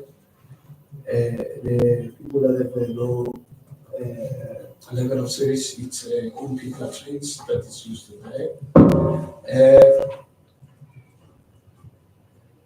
By the way, the land that you're talking about belongs to public works, even the central bank belongs to public works. Previously, there were engagements that were done by the then administrator who was appointed with Madibeng to do the transferring of the assets of Sonop to Madibeng so that the operation could be done by Madibeng. So even with this one, but it was not finalized even now. Even with the maintenance, we are not doing the maintenance there, but we are assisting as and when they request. The public works will be saying, we don't have a TLP, or we don't have what you call a vacuum. Can you send the vacuum tank to come and assist this business place that is there? We do send as and when we are also on the availability of that service. We assist in that question, or the councillor may be complaining about the water leakage or maybe sanitation spillage that is happening around there. We assist in that question. The asset is not yet been transferred to the municipality. However, if it gets transferred, then obviously we have to deploy another people to site to deal with that, what you call the wastewater treatment plant, so that it can be operational. Yeah. And also, if there is a need that the owner picker trains be improved, maybe with the VIP, that can be done through the grants that are available in your MIG and also your PIG. Okay. Yes. Thank you. Thank you for that response. I need clarity from the office, from the Northwest office. According to the complaint, this was an owner court investigation, and you are saying here that during a community outreach roadshow, the commission visited the Sonop informal settlement and observed that residents in the area continue to rely on the bucket toilet system for sanitation. I'm not sure who was the specific monitoring officer or legal officer who actually visited this area, but for the purposes of the inquiry, can we just be addressed on what we observed? I don't know who was responsible for the visit. Sidiso? Okay, not. Maybe while they're still checking. Yes. Commissioner, you asked a question in the beginning to say, where do we get, how does the department assist? Normally they assist through funding, the PAG and the MIT grants, and at the moment, we don't have that kind of assistance. Thank you. Yeah. Right, thank you, Commissioner. The responsible, the file handler, I think Emmanuel, you'll come in after myself, but I can confirm that on 11 September 2023, site inspections were conducted in Sonop by our SWILE intake officer, Betty Mabusela, wherein she engaged with a number of residents. We will make maybe the inspection reports also available, where we ask communities about the type of sanitation they use. Unfortunately, when you go to community, they will just tell you it's Sonop. It could be different section, but according to this, it says it was an informal settlement in Sono. But I get from your submission, there could be different areas, so there may be a need for a joint site inspection so that we locate the exact area that was visited. So there were a number of residents interviewed, asked about sanitation. One of the residents they asked about the form of sanitation they use. They've indicated, and there was an option to indicate full flush, VIP, pit latrines, and bucket system, as well as other, and they indicated other. They indicated that they've been using this sanitation system for the past 3 to 5 years. And the sanitation system, they said basically they do not, at least at the time, they had no toilets whatsoever. They use the bush as their toilet, and it is not safe. And perhaps maybe let me clarify, by the bucket toilets, they're not talking about a system by the municipality. We know back in the day, the municipality used to have system where they give the community a bucket and then they come collect. These are people who will use the bucket, some of them who don't have the toilet, and self-dispose in the field, and some will use the bush directly. So in this case, they indicated that they use the bush as their toilet, and it is not safe. So maybe that's where the confusion is. It's not the formal bucket system by the municipalities collected. And the second residents, okay. The other resident that was interviewed by Ms. by Zamalutuli, who's also our SWILE senior legal officer. One of the residents interviewed by her, they asked her what form of sanitation do you use. They indicated a bucket system.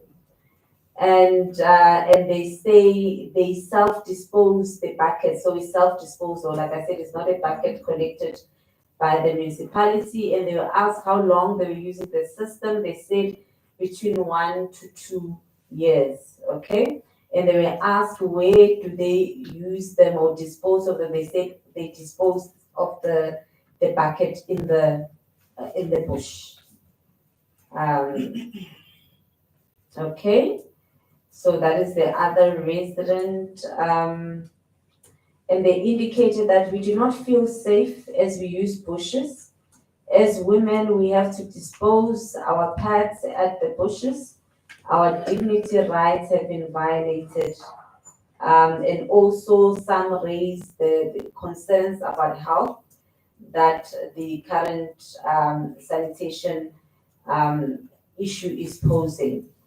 Okay, and we noted that there were also serious poverty issues in the community. And yeah, there are lots of undocumented people as well. Maybe also another resident who confirmed using the bucket system, who was also interviewed. This one was interviewed by our SWILE legal officer, Yanga Kwababana. He interviewed the community member who also confirmed that they use the bucket system and it's a self-disposal system, and they said they've been in the community for 10 years and subjected to that 10 years. They indicated, but this person indicated that they use the toilet in their yard and they've dug a hole in their yard where they dispose of the contents of the bucket. So again, it's a self disposal system. So basically, then the community members confirmed to 3 separate officials from the commission that they do not have toilets. One of them said they just use the bush. Others, they say they use buckets, which they self-dispose. So that's the information we have. I'm not sure if Emmanuel has any additional, but that's what I was able to just get from the records that I have here. Thank you. Right. Thank you, PM, for the information. I think it's very valuable for this inquiry, or the subpoena hearing rather. Would it be in order, PM, that we note this report that was handed up? Yes. And there is an indication, and I wanted to say this towards the end of the hearing, that I really don't have reason to doubt the integrity of the municipal manager. I really think that it is your intention to turn the municipality around. That is my initial observation. Please don't prove me wrong. They're going to laugh at me. So I don't have reason to doubt the accuracy of this report, but we have just been provided with information where legal officers of the commission actually visited the area, and the information that was received from community members say something different. So let's note the report that you've provided to us, but as per the suggestion of the provincial manager, let's allow for a joint site visit. As and when the provincial manager, a date that she has identified, she will communicate the date with you. If you can then just accompany the commission to the specific site and observe for yourselves. I'm sure that some of these community members will also be interviewed again, because it appears that there are issues there. And we appreciate the fact that you are liaising with the Department of Public Works to see if it's possible for you to formalize the informal settlement and to take over the service provision in that specific area. So thank you for that commitment. All right. Any other complaints, any matter that you would like to address, PM, with the municipality? Yeah. Yes, Commissioner, perhaps we can just get an indication of there was information that was requested, the timeframes, and I did mention the provisional report, that was sent for comment. I'm just looking at the timeframes when you came back. Well, it was sent the day after you came back, so maybe you may have missed it. If we can also get maybe comments on the date on which you will submit the additional information that we have agreed upon. Okay, and maybe Nelson, do we have a monitoring report from Madibeng? Thank you, and then we will. Okay. Thank you so much. Maybe before we step off this matter, I'm not going to open it, Commissioner, through you. Yes, but in the document that was ended up, I think I have several issues, but I guess maybe when a joint inspection takes place and further documents are ended up, we will maybe those will be clarified. But just one which is serious for me, I think there was an admission in this document that the sewer, I'm reading now, I think it's the second paragraph just before you go to the heading saying recommendation. It says that the last sentence there, the sewer treatment works is flowing straight to the nearby stream, which ultimately finds itself into Crocodile River. Yeah, so I couldn't just let that go away without maybe being addressed, because that's a clear violation of several provisions of the National Water Act, firstly, as well as NEMA.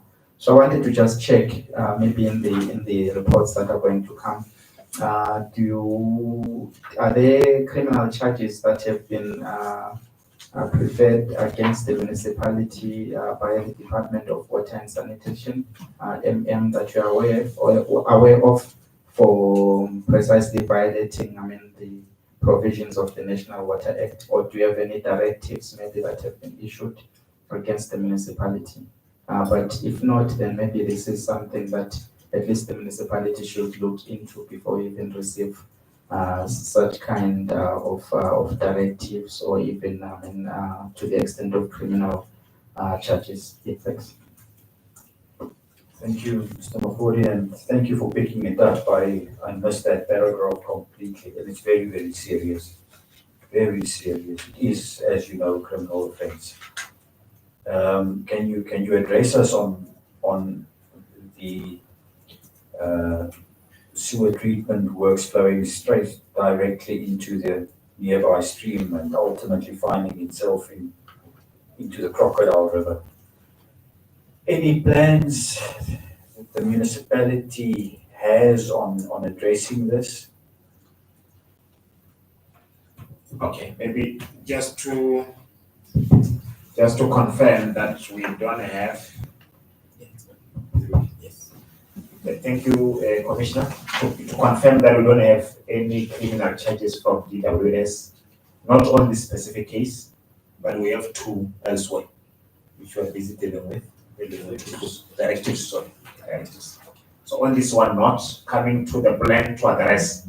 I think the biggest plan that we have currently, apart from the joint visit, where we're going to learn more, is the issue of transfer of infrastructure. If we can take over from that, from public works, that plant that is currently not operational, we believe it's going to come as a huge solution to that area. Because we can treat the waste and avoid this sewer spilling into the river.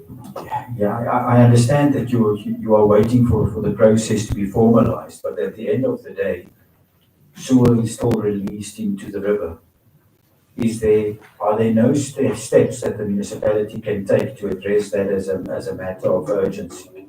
Even though I understand your concern about the fact that public works remain responsible for that area, is there nothing the municipality can do? I don't think public works has the expertise and knowledge to deal with these issues. And if we just allow them to continue, if we allow them to allow what is happening, we will just be complicating things. I think while you're confirming, just as a confirmation, who owns this sewage? I mean, sorry, now we're opening this. Who owns this sewage treatment works? Maybe in your response also, is it? Because I would assume it's owned by the municipality. You can correct me if I'm wrong. It's public works. It's public works. That's where we want to take it over. But maybe back to the question. I don't want to say we'll do it because of this meeting. We'll commit to request permission from public works whilst waiting for the handover to work on it nonetheless. It can be through a simple letter to say, not even waiting for the response because of the dangers. Just indicate them to say, whilst waiting for the handover, please note that we're going to carry on working on it because of the dangers associated with this infrastructure. So that's the commitment we can make at the moment. So public works will find us in the works when they come. That's what we don't decide, but we commit to all this stuff. It's the right thing to do, Eamon, and thank you for that commitment. It really is the right thing to do. The commission, I have been speaking to the chairperson of the commission over the last few days, and he is extremely concerned about sewage spillages all over the country. In almost every municipality in this country, there is this massive challenge of sewage spillages everywhere. Cities, big cities that you think, quality services are provided. It's not the case. The chairperson of the commission visited Kraaifontein. in Cape Town, and it's an absolute disaster. I've been to Philippi in Cape Town. It really is a challenge, and if we can start, if you can set the example in the Northwest Province, to say that I've identified this and we've dealt with it decisively, I think it's the right thing to do. So thank you for that commitment. Okay, and then on the monitoring report, Nelson, you've handed some document over to the municipality. Are we going to speak to it? Who's going to do that? Emmanuel. I will start with. Perfect. No, we can start with this another item. Or another. It's just complaint. All right. Thank you, Commissioner. Good afternoon, once more, MM. This is a pack that was handed over to you.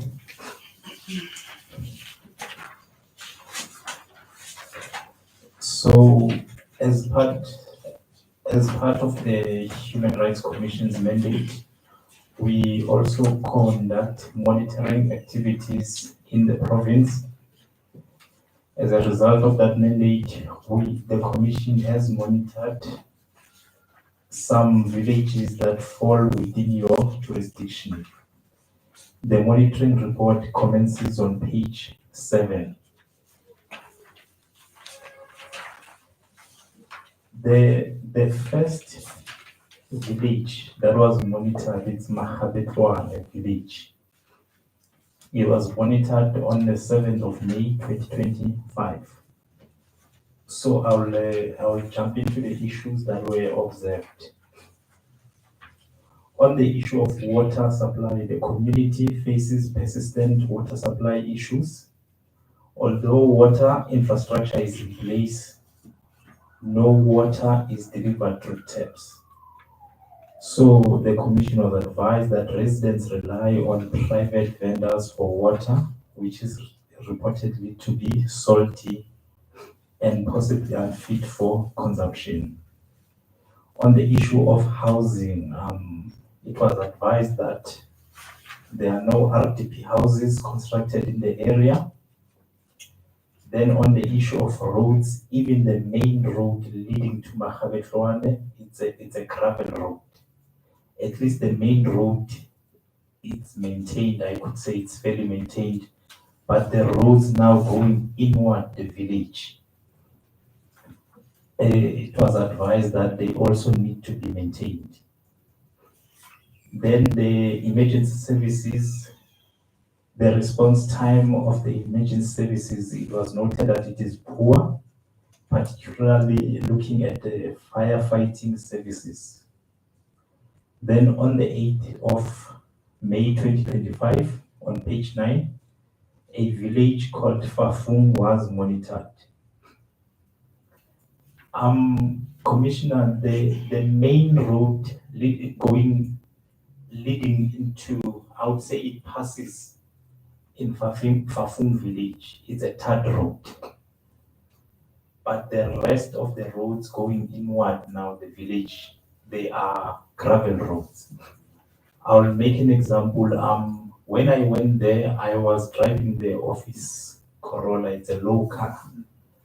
So I had to, at some point, reverse. When I would have taken a certain route, I had to reverse because I wanted to reach the school. The clinic is by the main road, but the school you had to go in a bit deeper. So if you don't find a suitable road, you will need to reverse and find at least a better road where you are able to maneuver the car.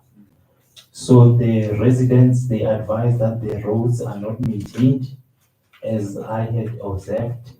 Most of them, they had overgrown grass, and they make means to also maneuver to reach their specific destinations.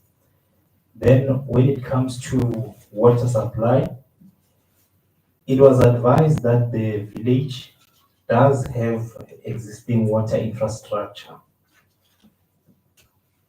Then that the main issue is that it's either it's outdated or it's disconnected from the bulk water reticulation system, or it's that it's not functioning properly. As a result, no water reaches the households through taps. So it was noted that some residents rely on purchasing water from private vendors, or alternatively, they advise that there is a reservoir where they normally pump. So they are expected to contribute small amounts of money so that the water is pumped from that reservoir, and they had to make trips now to fetch water at that specific site. Then when it comes to emergency services, they also alerted that the response times is very poor, which can take between 3 to 5 hours for emergency services to reach the community.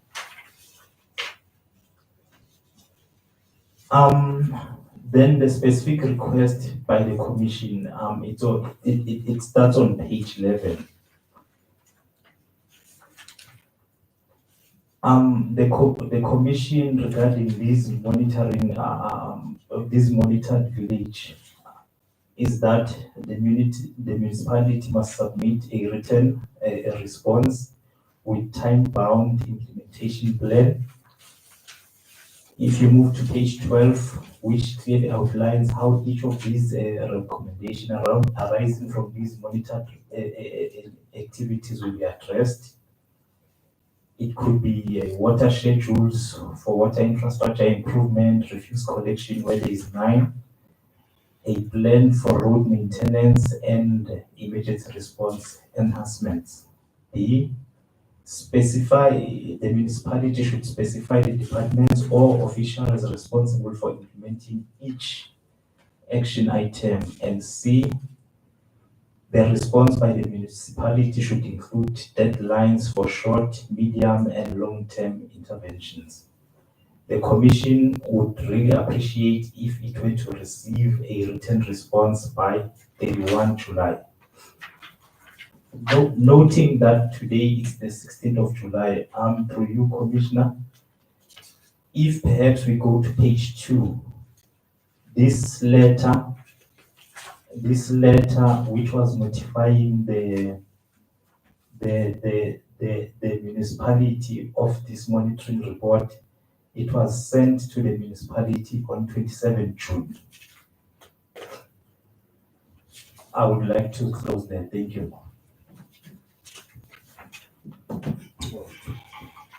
Thank you very much. Thank you very much. I'm not going to.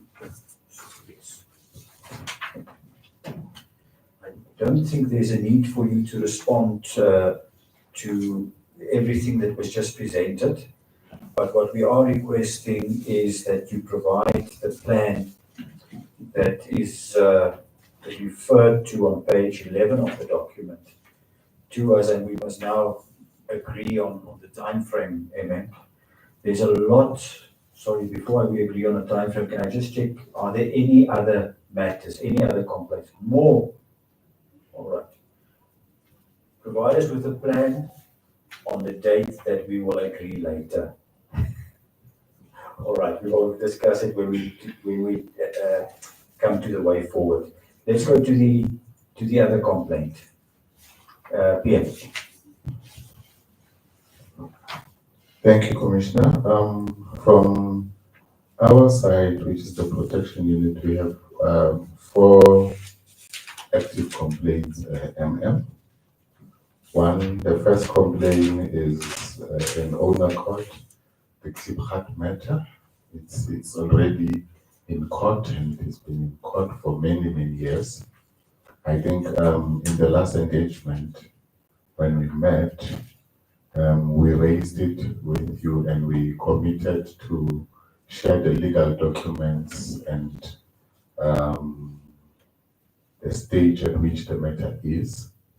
We even indicated that we are of the view that this matter can be amicably resolved, because it is touching on issues that are your core mandate, providing the community of Subpoena with water.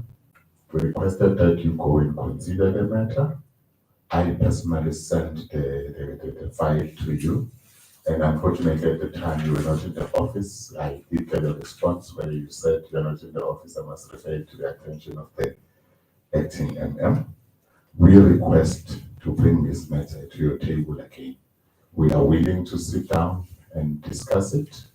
Probably find some way to resolve this matter because it is eating on the pockets of the ratepayers.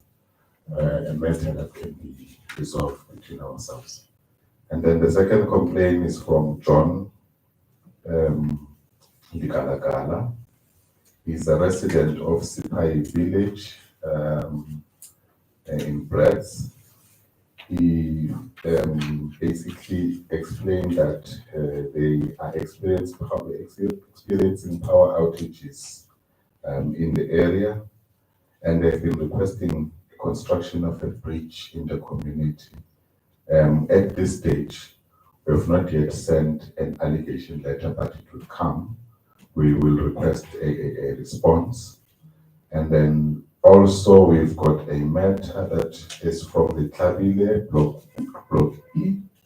The complainant in that matter relates to water and sanitation access. She indicates that they cannot flush their toilets due to lack of water. So they do have the toilets, but they cannot flush them due to the lack of water.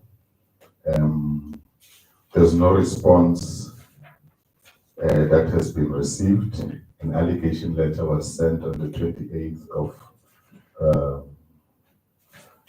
May 2025. So we ask you to attend to the matter urgently and find a response because the due date is already passed since we are sitting in July now. And then the last matter, which we have not yet sent an allegation letter, but we have a complaint from Nineveh community located in 117 in Madibeng. They allege that for the past 10 years, they've not had running water.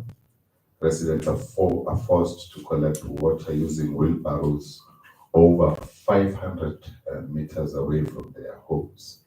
We will be communicating and sending a proper allegation letter. However, if you can resolve this matter before we send the letter, we can always close the complaint. You can also communicate that we've resolved it. Those are the 4 issues that we have, but of great importance to us is the Klipgat matter, which is already in court. Thank you.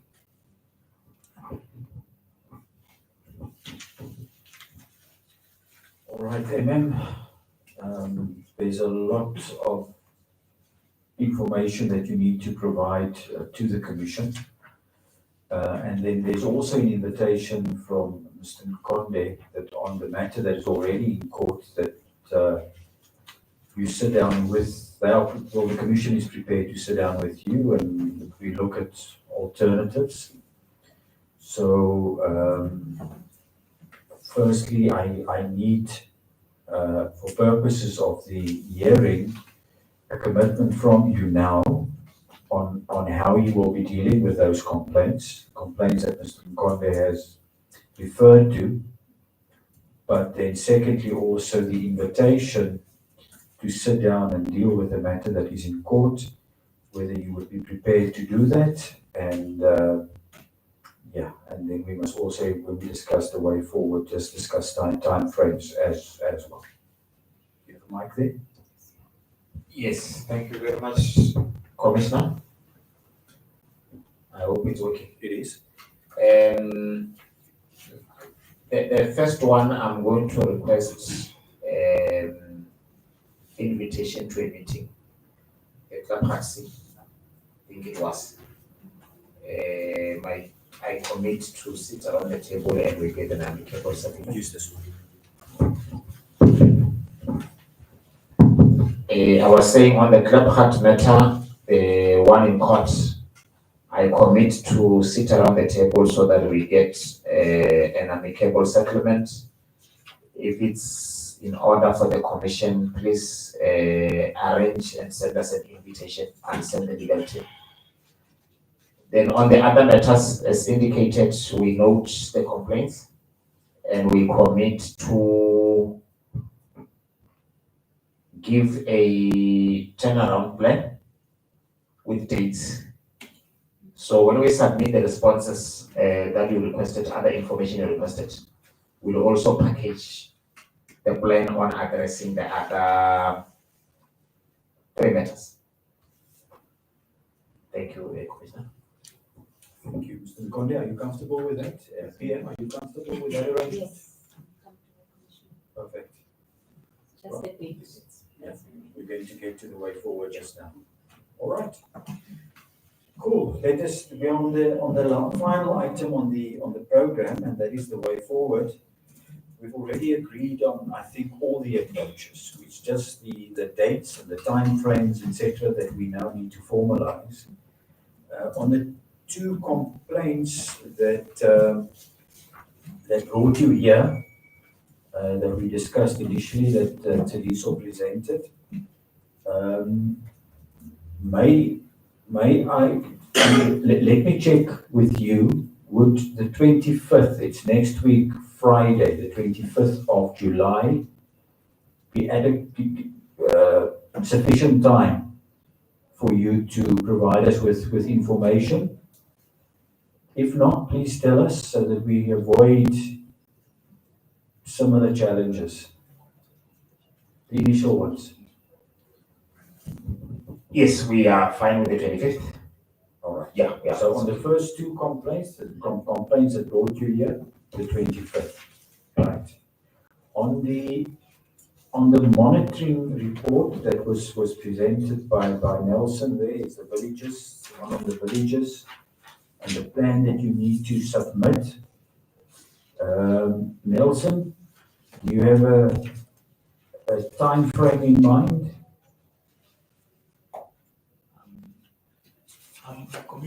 The letter, hence, since it was sent on the 27th Yeah. of June, the response is expected on 31 July.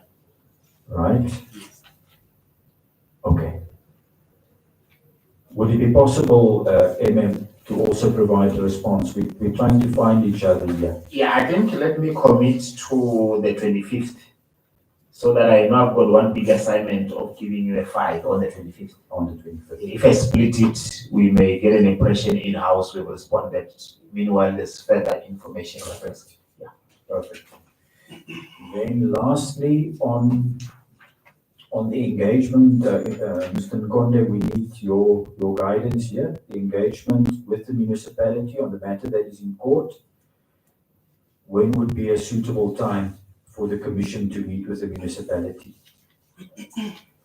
Pierre? Yeah, Commissioner, I propose that we agree on the date offline because both parties are legally represented in the matter, so he may need to engage with his legal representative and also for us to engage with our representatives. So I think it may be helpful if all the, including the legal representatives, can be part of that meeting. Yeah, that's my proposal. Date to be determined. Yes. All right. Yeah, we can agree depending on our representatives' availability. Yeah, knowing my team, they shouldn't give me problems.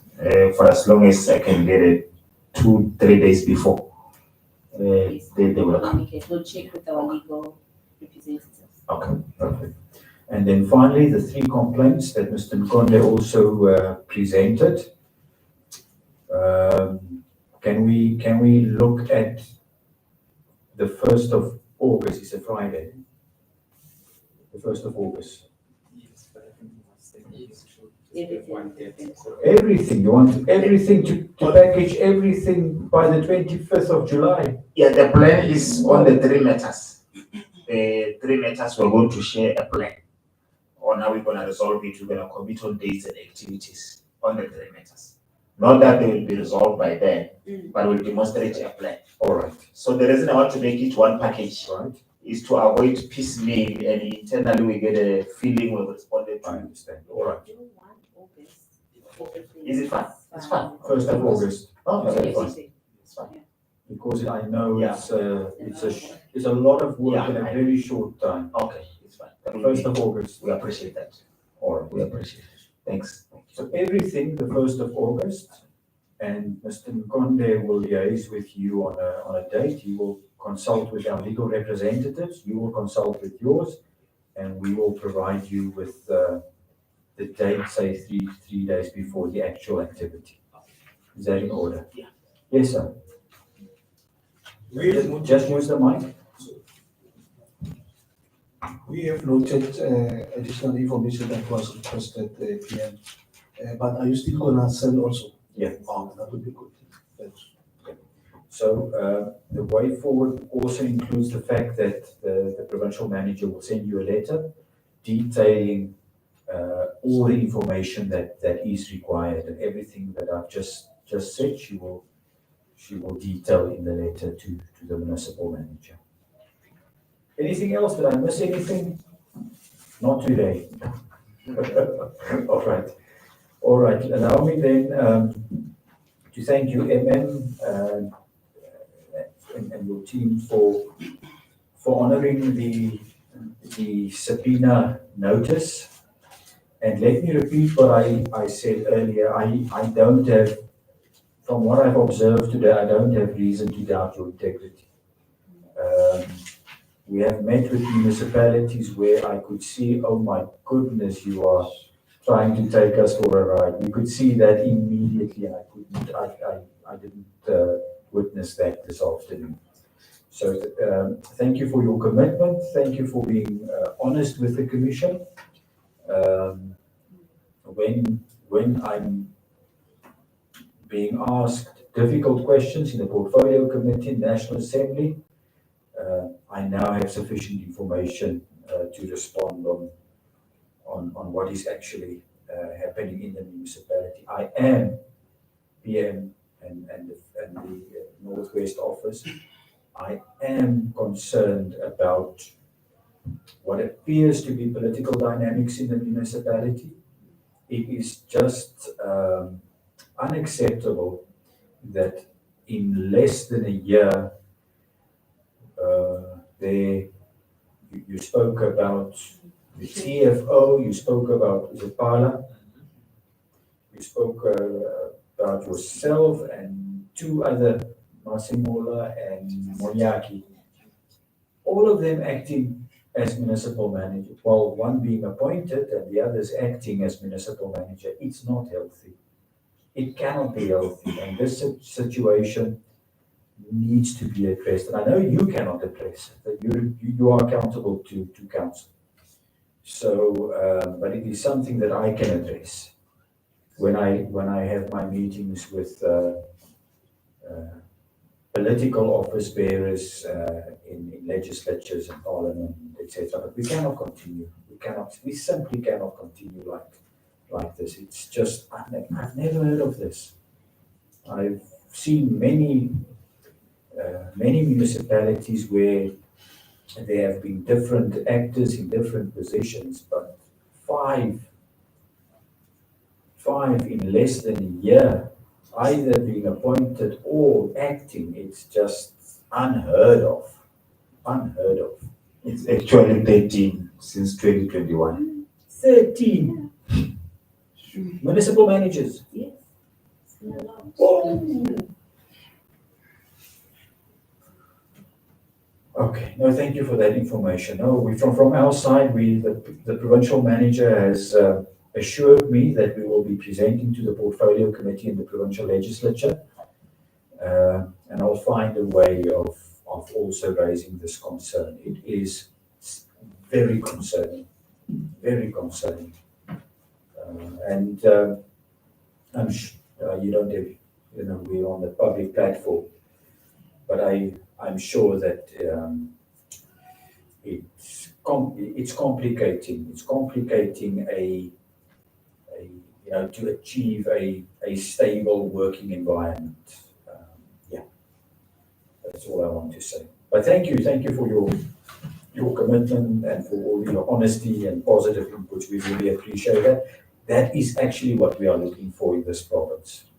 Municipalities that will cooperate with the commission. Thank you for that. On that note, thank you for everyone's attendance. The subpoena hearing is then closed and you are released. Thank you. Thank you, Commissioner. Thank you, MM. Yeah. Are we off that?